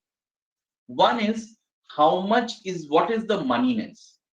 For example, this one is going to be more expensive than this one. Why? Because even if it is going to expire immediately, you will make a bigger profit in this than this. If you will make a bigger profit, obviously the seller will make a bigger loss. If the seller is going to make a bigger loss, obviously he will want a higher premium, right? This is if the contract will expire immediately. But there is also a risk if it is not expiring immediately. If there is some time to expiry, the prices might move up further. If now suppose this one becomes 1100, in 2-3 days time, this 1000 spot price becomes 1100. Then the profit in this will not be 300, it will become 400, right? So as the prices are moving, this will now become 100 rupees profit. This one will become at the money. So no profit, no loss. So as the prices of underlying are moving, this is constantly changing. So the value depends upon two things. One is the inherent value. If the contract expired immediately, how much profit or loss you will make. That is there. Plus, the seller will want to charge you something extra because there is some time till expiry. It is possible that the price move up further. So there's a risk of making a bigger loss. Therefore, he will want a bigger premium. So premium has two components, the inherent value and the time factor. How far away you are from the expiry. And the further away you are from the expiry, the bigger the premium the seller would want because the risk is higher. All right. Just give me one moment and just try to absorb this concept. And if there are any questions, write them in the box. I'll be back in just a moment.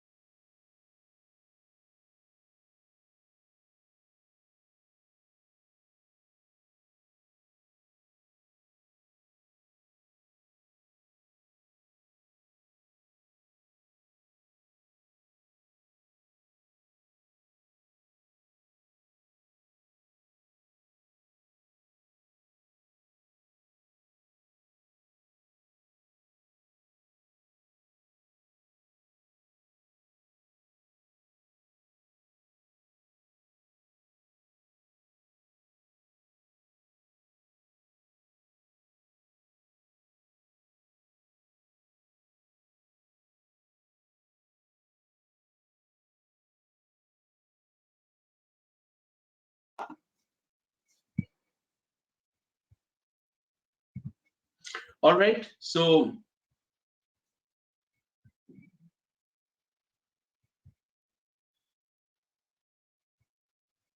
We will talk about open interest and liquidity and other things.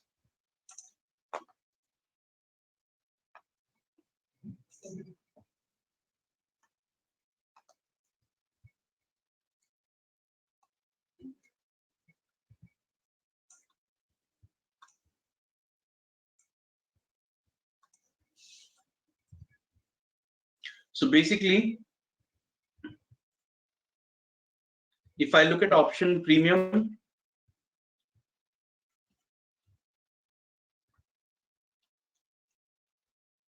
there's an inherent value and there's a value due to time factor. Okay. So inherent value is how much money will you make on it if the option contract is going to expire immediately, and how further it is away from expiry. That determines the extra premium you have to pay for the extra risk that the seller has to bear, right? So if the prices of underlying are very volatile, then obviously the risk is higher, the seller would want a higher premium.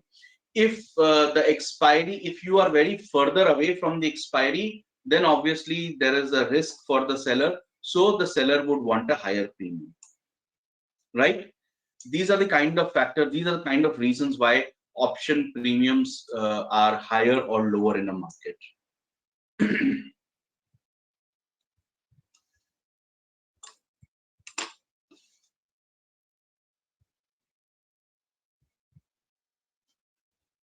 Just give me one moment, I'm looking through the questions.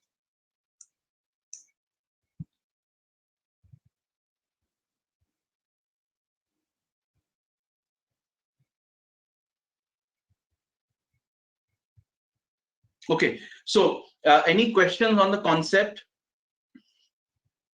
Then I will show you what an option chain is on the NSE website.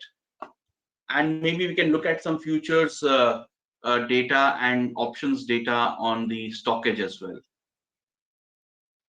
Yes, we will cover option Greeks, not in great detail, but we will cover them. Yes, so let me show you option chain.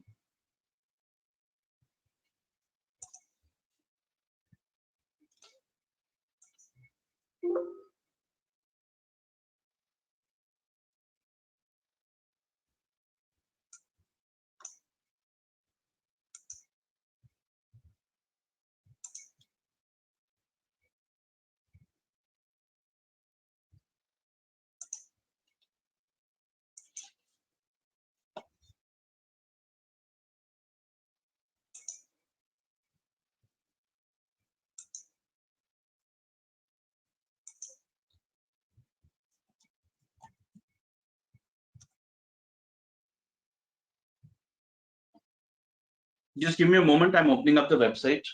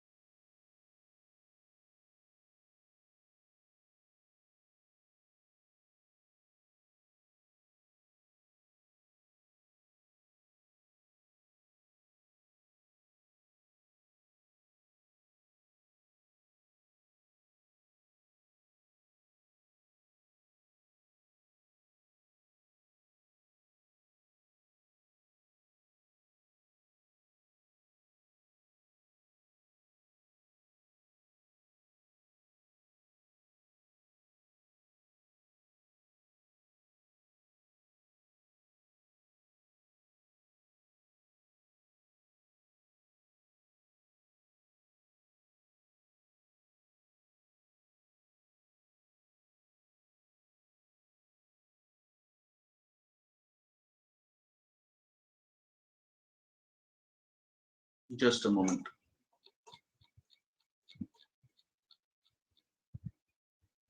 Yeah, I think there is some problem. Let me just try and resolve it. Audio.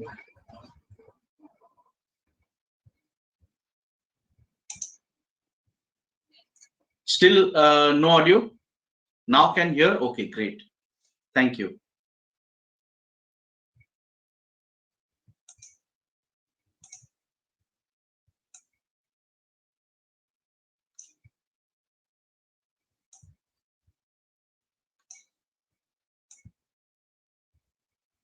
I think nothing was lost. I was just trying to connect the website where I can show you the option chain, and that is when this problem happened.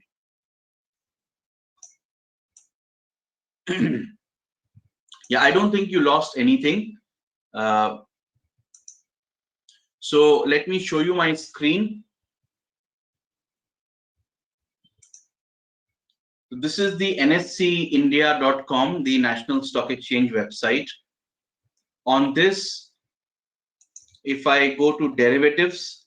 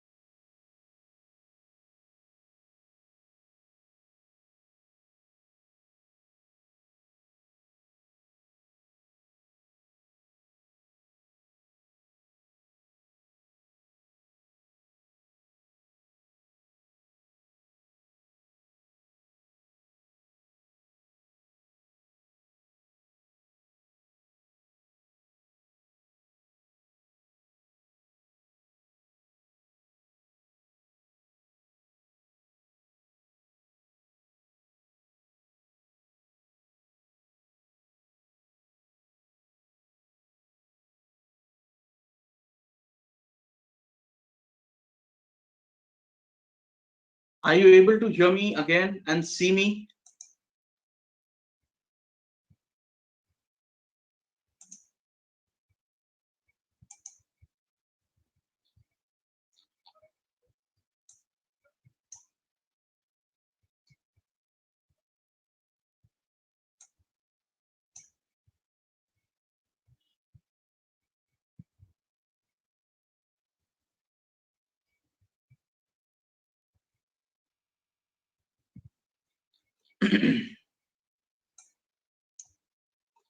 Okay. Sorry for the technical glitches.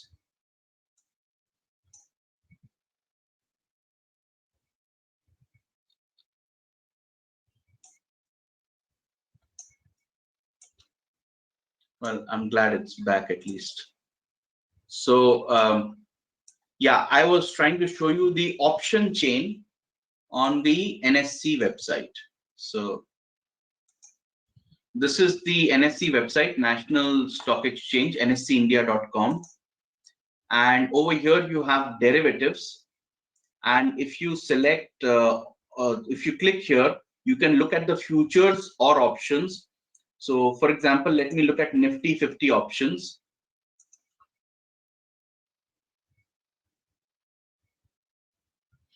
Right. So you will see that this is an index option, and the expiry date for all these contracts is 30th of June. You can change that actually. You can look at, yeah. So there are call options and put options at different strike prices. And you have all the usual data, like what is the volume, number of contracts that have been traded, what is the open interest. Open interest is exactly the same like in futures. If A and B enter into a contract, that is one contract. Similarly, the number of contracts that are outstanding on any given day, that is the called the open interest. So if you look at this, it says open interest in brackets, it is written contracts. So this is the number of contracts. So let me just click on any one.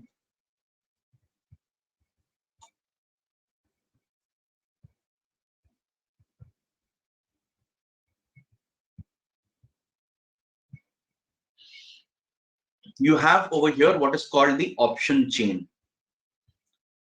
Uh,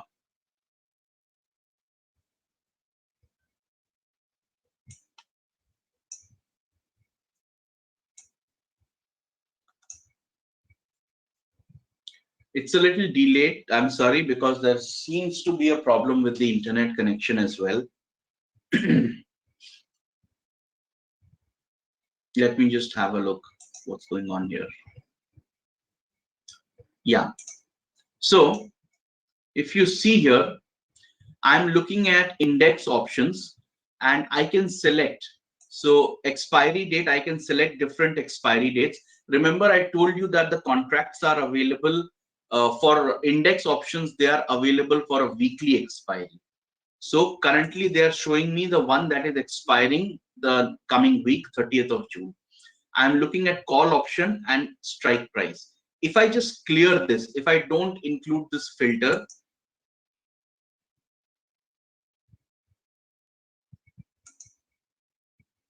then you will see all the option contracts that are available for Nifty.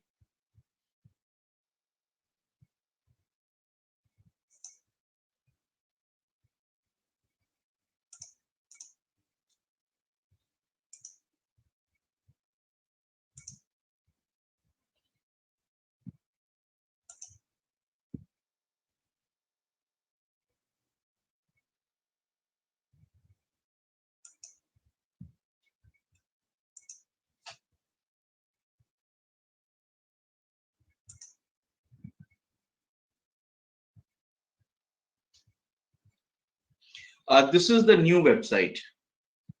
NSE website is working. There's some problem with the go to the webinar platform, and maybe some issue with my internet connection as well.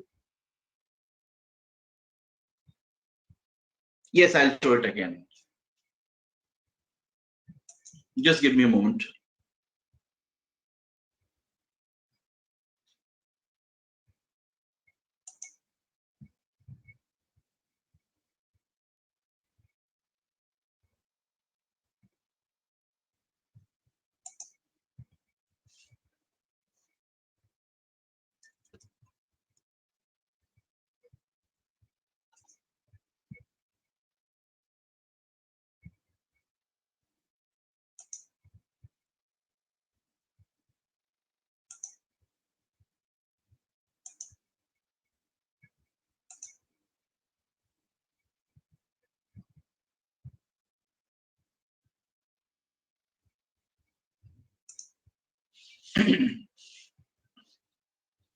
Okay, so I hope the screen is visible again. This is in derivatives.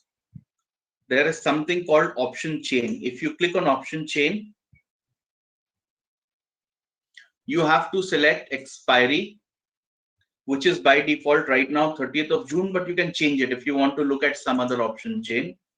And strike price you can select, but if you don't select, it will give you for all the strike prices available. Strike prices, the price at which you are promising to buy or sell. Okay, so for example, for Nifty 50, which is roughly around 15,700 or so right now in the market, you can enter into contracts of buying a call option or a put option, or selling a call option or a put option for all these various strike prices.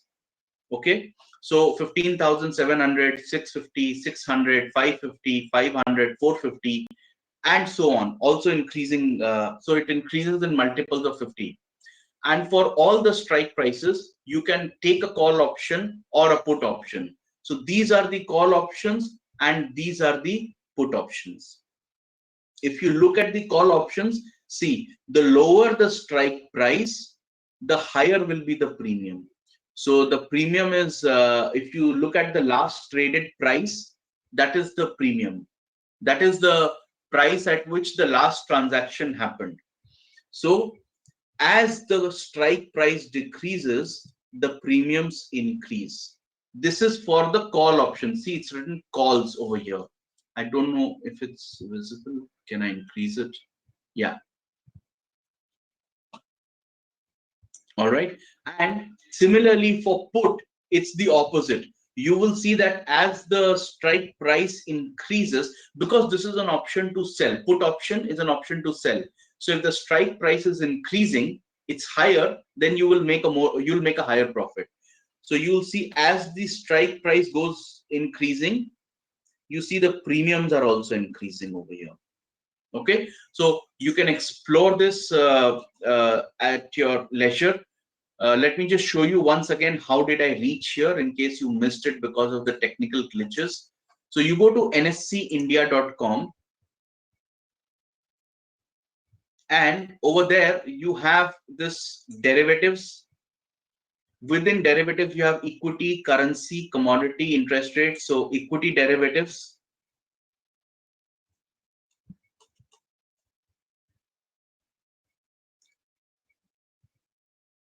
You can select whether you want to look at the futures or you want to look at options, and then you click on any one of these. Okay, that will take you to the page where we just visited.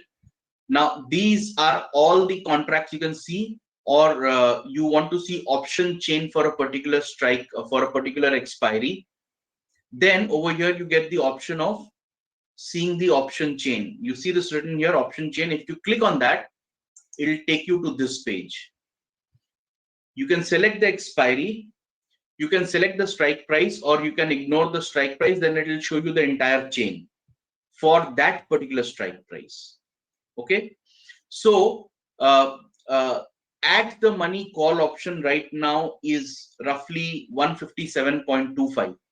Okay, for Nifty 50, but this is for 30th June expiry. If I change the expiry, if I look at contract that is expiring 1 week after that, I just changed the expiry date to 7th of July. And now you see that contract for the same strike price, it is more expensive. It is 235.50. That is because that contract expiry still has about 10 days to go, 10, 11 days to go. So obviously the risk is higher. Therefore, the premiums are higher. All right. You can also look at open interest data. For example, I'm in the Stockage website now, and I have just opened up. Just give me one moment.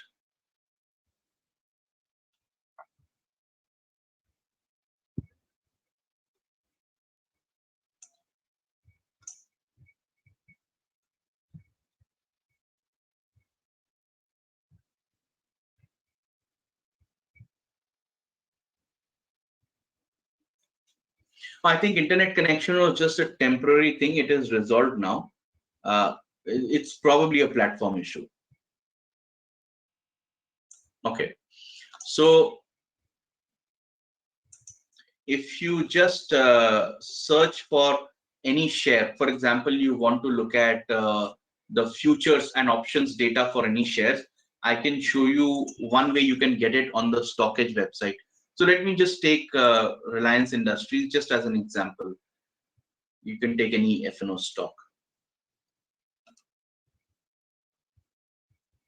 Okay, so once the data is available, you will see you have all these options over here. In this one option is called future OI. This is future open interest. Right? This tells how many contracts are open for Reliance in the futures market. And this is an expiry date. So the May contract expired on May 26th. Similarly, the June 30th, it's not there. You'll see that as a different color because that denotes expiry. Now over here, right now you are seeing cumulative. Okay. But you can select, remember I told you that at any given time, you can buy contracts of 3 months. 3 different expiries are available, the current month, the next month, and the one after that. So this is currently showing the cumulative data. But if I select on 30th, if I select 30th June, now it is only showing me 30th June data. So you see there is a lot of open position and it gradually decreases. Now you're seeing these decreases over here. This could be because of people rolling over. In the coming week, you will see new build-up in the July contract and some exiting in the June contract. That will be because of the rollover that we discussed yesterday. Okay, so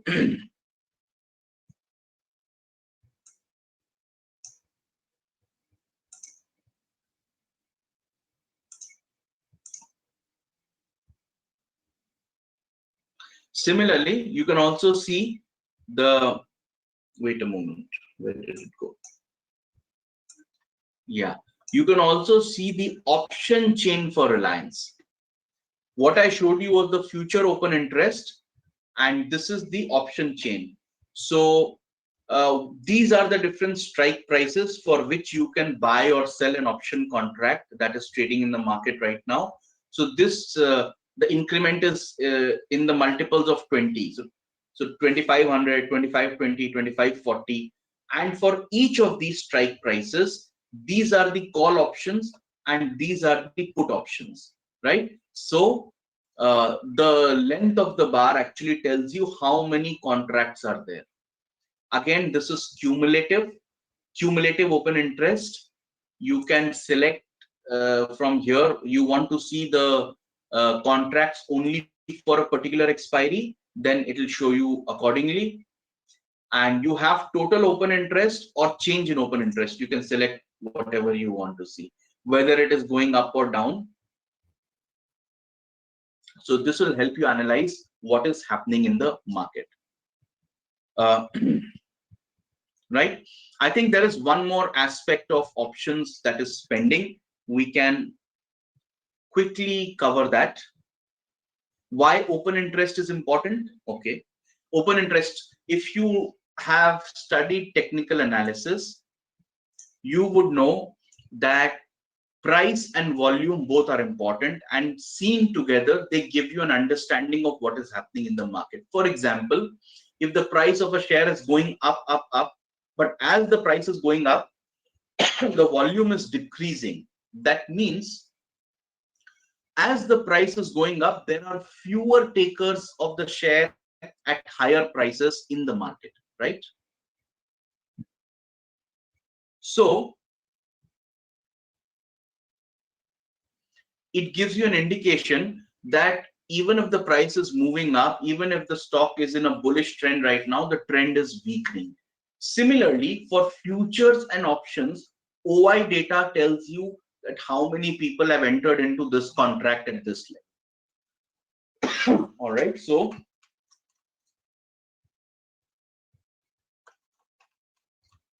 OI is basically outstanding contracts. So you can look at the volume data in terms of how many contracts were entered into or exited today, and how many are outstanding. That is nothing but OI. So it's something like volume. You will know more about this when you study technical analysis. All right. So going back, I think there is one small part of options that we still need to cover. We would have covered it in time, but I would request you to be patient. Because of the technical glitches, we've overshot the time. We'll still cover it.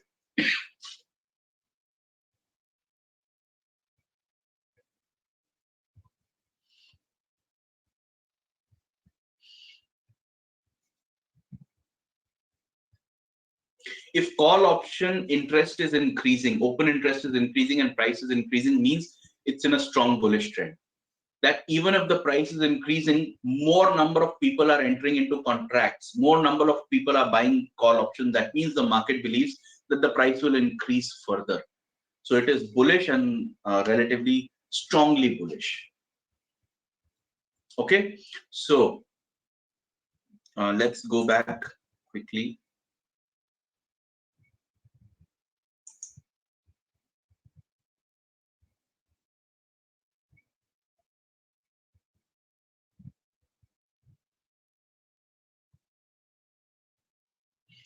I don't think I'll be able to do an analysis of individual companies right now, because this is the very first conceptual class. How to find list of liquidity of F&O stocks. Okay, I'll show that to you on the NSE website. First, let me just cover this little bit of concept relating to option spending. Let me do that, then I'll show it to you on the NSE website.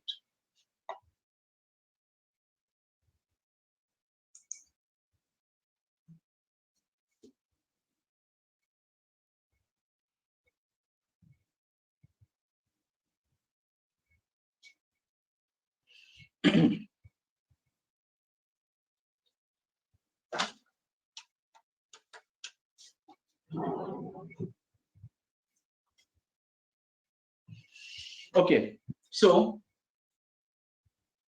you can obviously, when you buy a call option or a put option, I'm just taking call as an example. You buy a call option, you can hold it till maturity, not maturity, it's called expiry. And then the payoff will happen like we discussed. Or just like futures, if you purchase the call option, so if you buy a call option and suppose the prices have moved up, now you want to exit the position, all you have to do is sell the call option, just like we discussed yesterday in the case of futures. So this is also called squaring off. You don't have to wait till expiry, you can exit the contract before that. Okay, and there is something else relating to options. There is more data that is available that you need to see.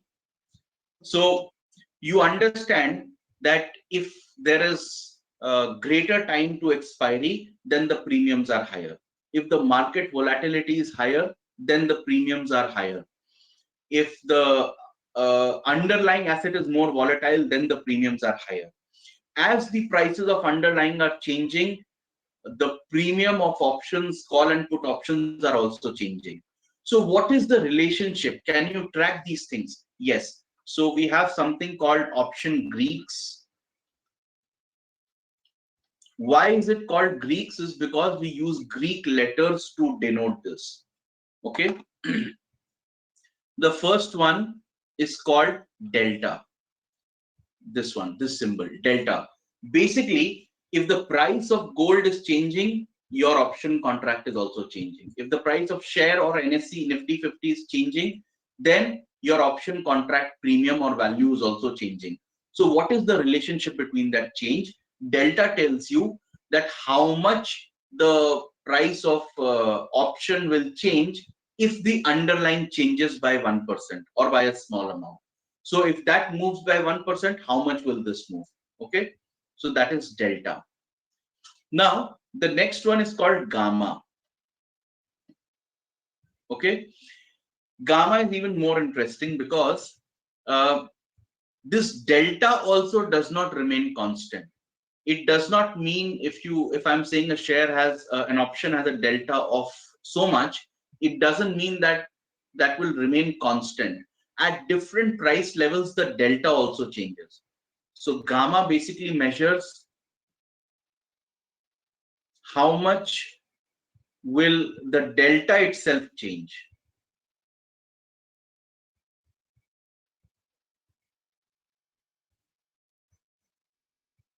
Change in delta. As the price of underlying is changing, the delta itself is changing, and gamma is used to measure the change in delta with respect to change in underlying. Okay, the next one is theta. So gamma is this, theta is something like this. Yeah, theta. Theta measures that how an option will lose value with respect to time. Remember, I told you that if an option is priced somewhere over here, even if the underlying prices do not move, as it moves closer to expiry, it loses time, it loses value. And sometimes the graph is like this. Okay, so how much value it is losing over time is not the same. As it comes closer to expiry, it loses value very quickly, right? So theta is a measure of that, how it is losing value. A higher theta means it will lose more value as we move in time, even if the underlying is not changing. Then there is something called Vega. Vega measures that how your option price will change with respect to change in volatility of the underlying. Okay.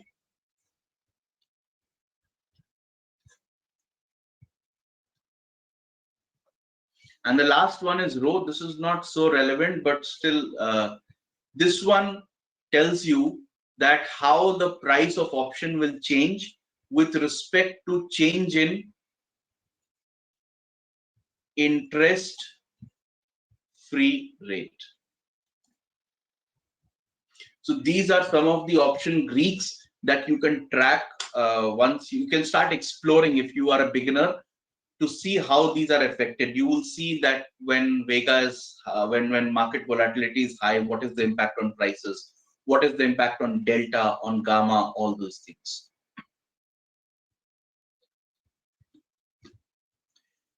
How do I choose strike price, which is better for trade?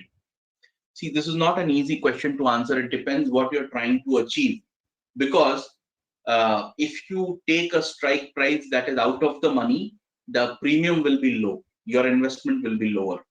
But also the chance of making money will be relatively lower, right? So the chance of depends upon how far you are from expiry, but generally the further out of the money, the deep out of the money strike prices, the chances of them becoming in the money are obviously lower. That is why the premium is lower.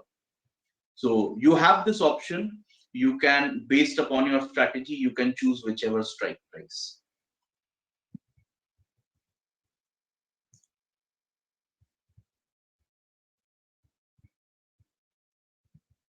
Do we have any paper trading in stockage? Please contact the support team. They will be able to best answer this. How you can access, what features are there. What should be done to exit the option contract before expiry? Square off or sell the option. If you have purchased an option and then you sell it again, it is the same thing. It is called exiting or squaring off. It's the same thing. So squaring off and selling is not different. See, you are an option buyer. You have a contract with B, who's an option seller. What B has done is called selling the option. Okay. Now you are a buyer. You bought at 100. You paid a premium of 100. After a few days, the prices of underlying moved up. This is a call option. Okay. So obviously the option premium would have also moved up. This has become 120. Now you want to book this profit. You don't want to hold till maturity. What you will do is you will sell your option to another person, C. You will sell your option to another person, C. Now you don't have a relationship with B because you've sold your contract to C. Now C is become the option buyer. You have sold it to C for 120. Number of contracts in the market was 1 earlier. This is not there, but it is this now between C and B. It is 1 still. So you are not really an option seller. When you are selling an option, first you buy, then you sell the option. This is called squaring off or exiting the position. Okay. This is different from selling an option. You are also selling an option contract here, but you have first purchased. Now you are selling that to someone else.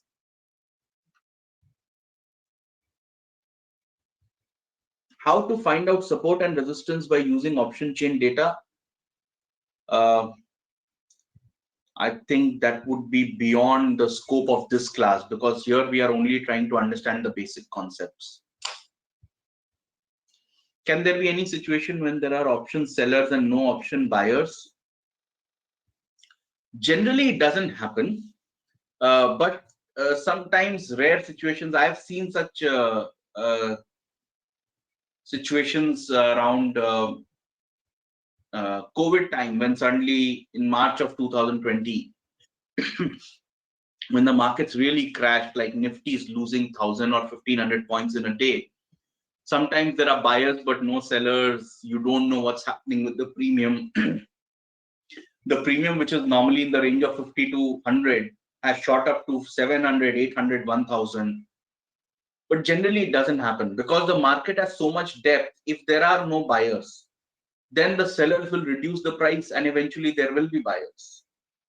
There is enough depth and liquidity, so that is not a concern.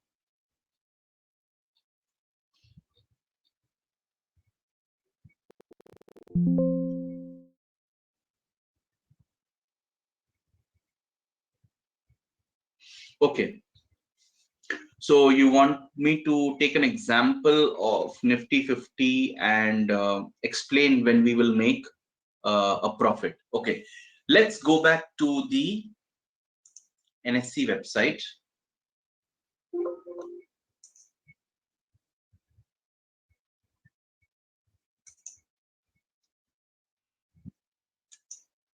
We had the option chain open here. Give it a moment, it will come back. Thank you, Sonaji, for your compliment, and sorry for the glitches and for overshooting the time. Yeah, for example, to your question, this is an option, a call option, 15,700 call option.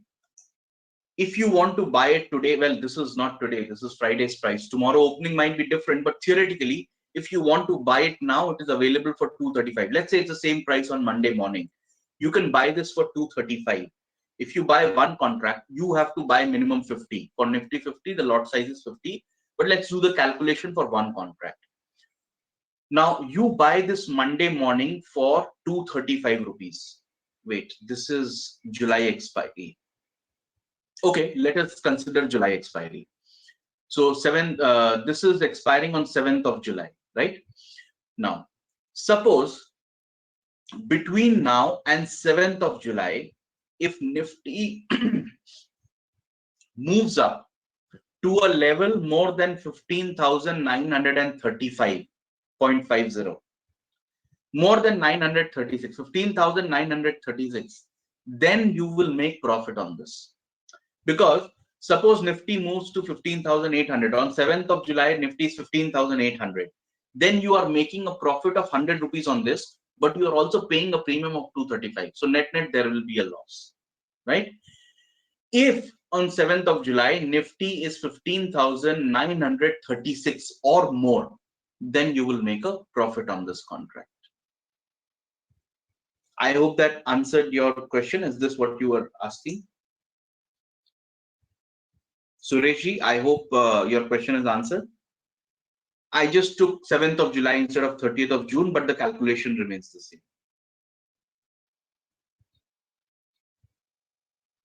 All right. So, yeah, very quickly before I forget. We also said we will discuss arbitrage and speculation and hedging. So usually in the derivatives, derivatives are used by three kinds of people. People who use it for, wait, let me make it full screen.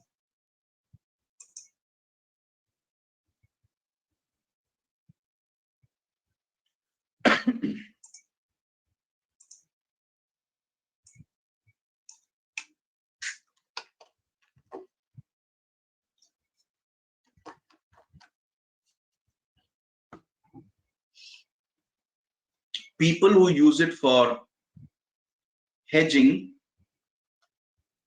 Let me give you an example. Let's say I am Infosys, okay, Infosys Limited. I provide services to clients abroad, mostly abroad. Most of my revenue comes from abroad in the form of US dollars. Okay, so I am expecting to receive, let's say, $10 million end of this month, $50 million the month after that, etc., etc. When I receive the dollars, I convert it to INR, and out of that, I pay the salary of employees and all the other expenses for running my operations, most of which are in INR. But my input, my receipt is in USD.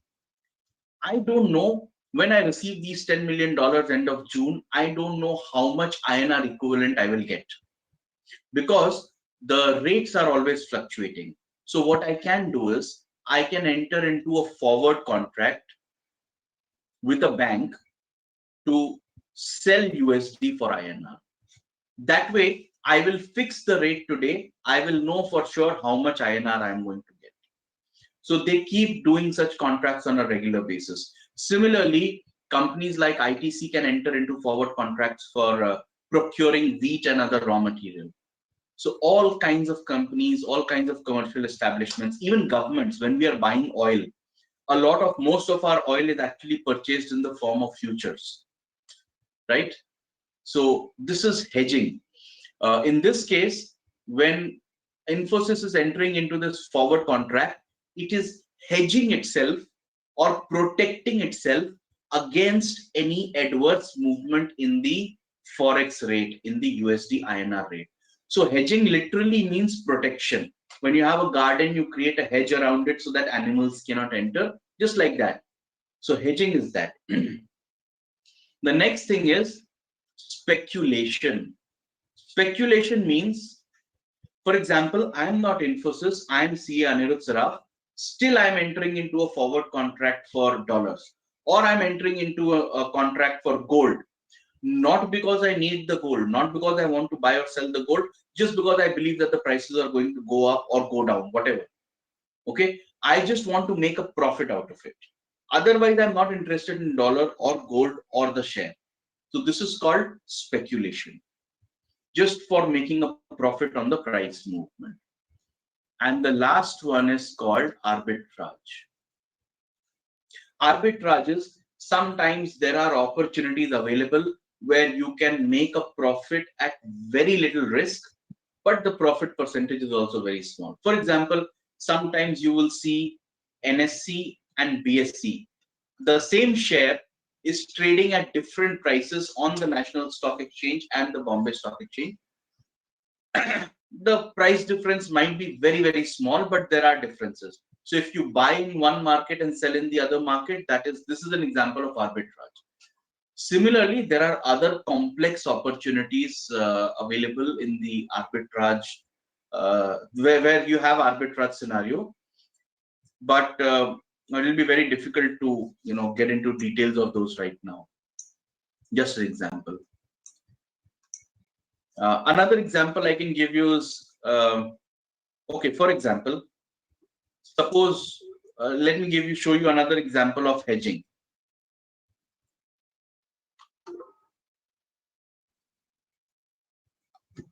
Suppose you purchased a share for 10 lakh rupees and you were expecting the prices to go up in the next 2-3 years, but the prices went up much sooner. In 11 months time, the prices have already shot to become 11 lakhs. Okay, so you've already made a profit of 1 lakh rupees. You've not sold the share, unrealized profit of 1 lakh rupees. Now, you are happy with this because 11 months, 10% is fantastic return. Suppose you want to sell it, book the profit immediately because you are fearing that there might be a correction now and you will lose. If you hold it any further, you will lose. You go to your CA. Your CA tells you that if you book the profit right now, you will have to pay tax on this 1 lakh, short-term capital gains tax. If you can just hold it for one more month, if you can hold your investment for just one more month, this will become long-term capital gains as per the tax laws. And according to the tax laws, 1 lakh rupees of long-term capital gains tax is exempted. So you will not have to pay any tax on this. Okay. Now your dilemma is this. If you book the profit right now, great, you have 1 lakh profit, but you will have to pay tax. If you hold it, you will save the tax, but there's a chance of losing this 1 lakh. Maybe this 1 lakh will become 60,000, 70,000 because there might be a correction again. So what can you do in this situation? You continue to hold it for 1 month, but you sell futures of the stock, same quantity, whatever quantity you have purchased, same quantity you sell the futures of the stock. Now what will happen is, even if the prices move down, you will lose something over here, but if the prices go down, you will gain that much over here. Because you're already holding the stock, the value of the portfolio will come down, but you will make that much profit on your futures contract. Because you're selling now, when you are squaring off, when you're exiting, you'll be buying again at a cheaper price. So that will be compensated by the profit. So I've just shown you one very quick and easy example of how you can use share and future in combination for a hedging strategy. I think we've overshot the time by a huge margin. It's past 1:30 now. So we really need to close the session. Yes, capital gain is taxed at 10% beyond 1 year. That's right. But first 1 lakh is exempt. So if it is 1 lakh, then there is no tax. Beyond that, it is 10%.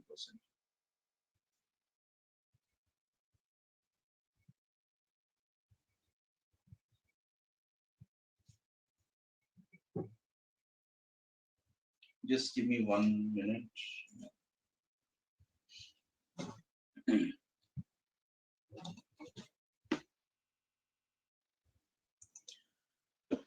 So Chetanji, depending upon whichever system you are using, whichever trading system you are using, when they display the data, when they display the option chain, they also display the Greeks.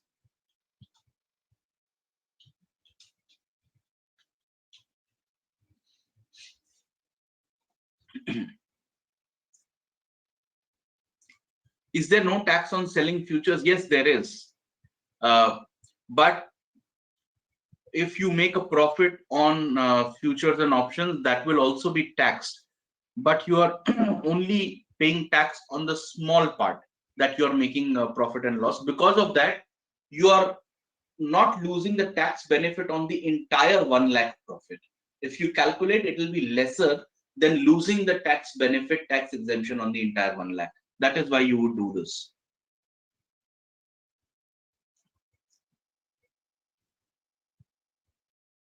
Let's not get into the tax discussion because we have already overshot the time, and that's a completely different topic. But I'm just telling you, I'm just showing you an example where you don't want to sell the shares, but you still want to protect yourself from loss in value. This is an example of that.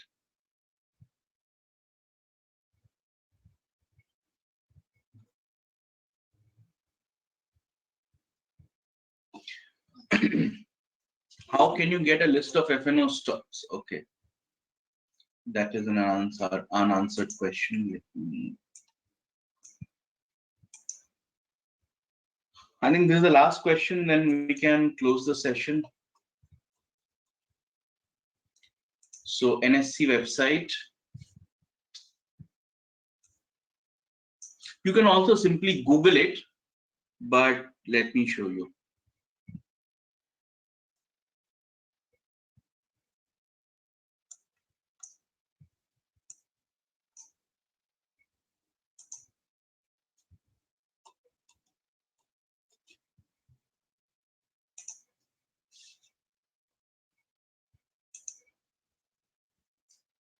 So if you select stock futures, see, there are several companies for which you can trade in futures on the NSE website. I just selected, went to the same page, derivatives, and then over there, I selected stock futures. I hope you got it. So you can see all of this. I selected stock futures. It is showing me a list. And if I want to see all, I click on view all over here. Okay, so you will get the ones. What happened?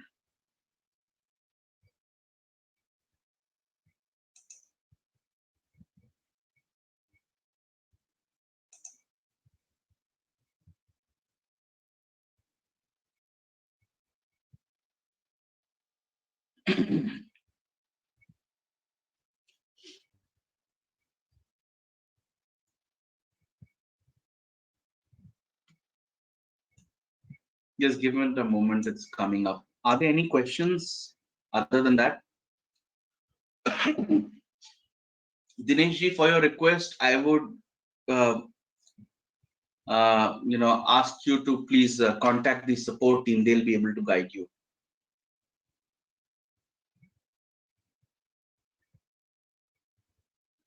In case of trading futures, should you watch the spot or the future price? Both are related. Because if the spot is moving, the future is also moving. There's a relation between them. The value of future is derived from the spot. Now, which chart, how to look at the chart, what patterns, that is a technical analysis topic. So it's not possible that the Nifty is going up, and the future is going down, down, down. It's not possible. Both move in tandem.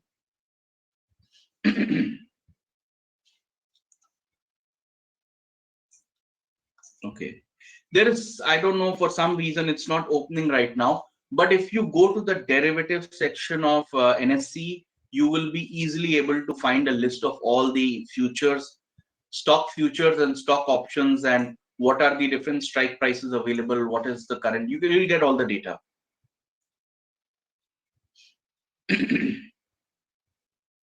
Why would a future be in huge discount than the spot price? This can happen when the market is expecting the prices of the underlying to go down.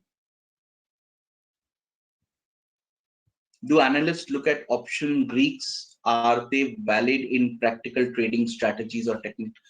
They are valid, yes. Now, Do people look at it? Some people do, definitely. I do sometimes. Yes, they are valid. This happened with ITC.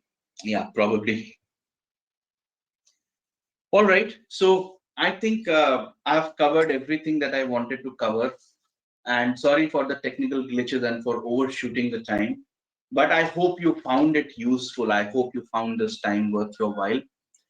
And I think I had a great time with all of you because you're so interactive and so participative, so enthusiastic. A lot of questions, a lot of discussion. Thank you so much for that. It was a very good experience for me. And I hope you also found it useful.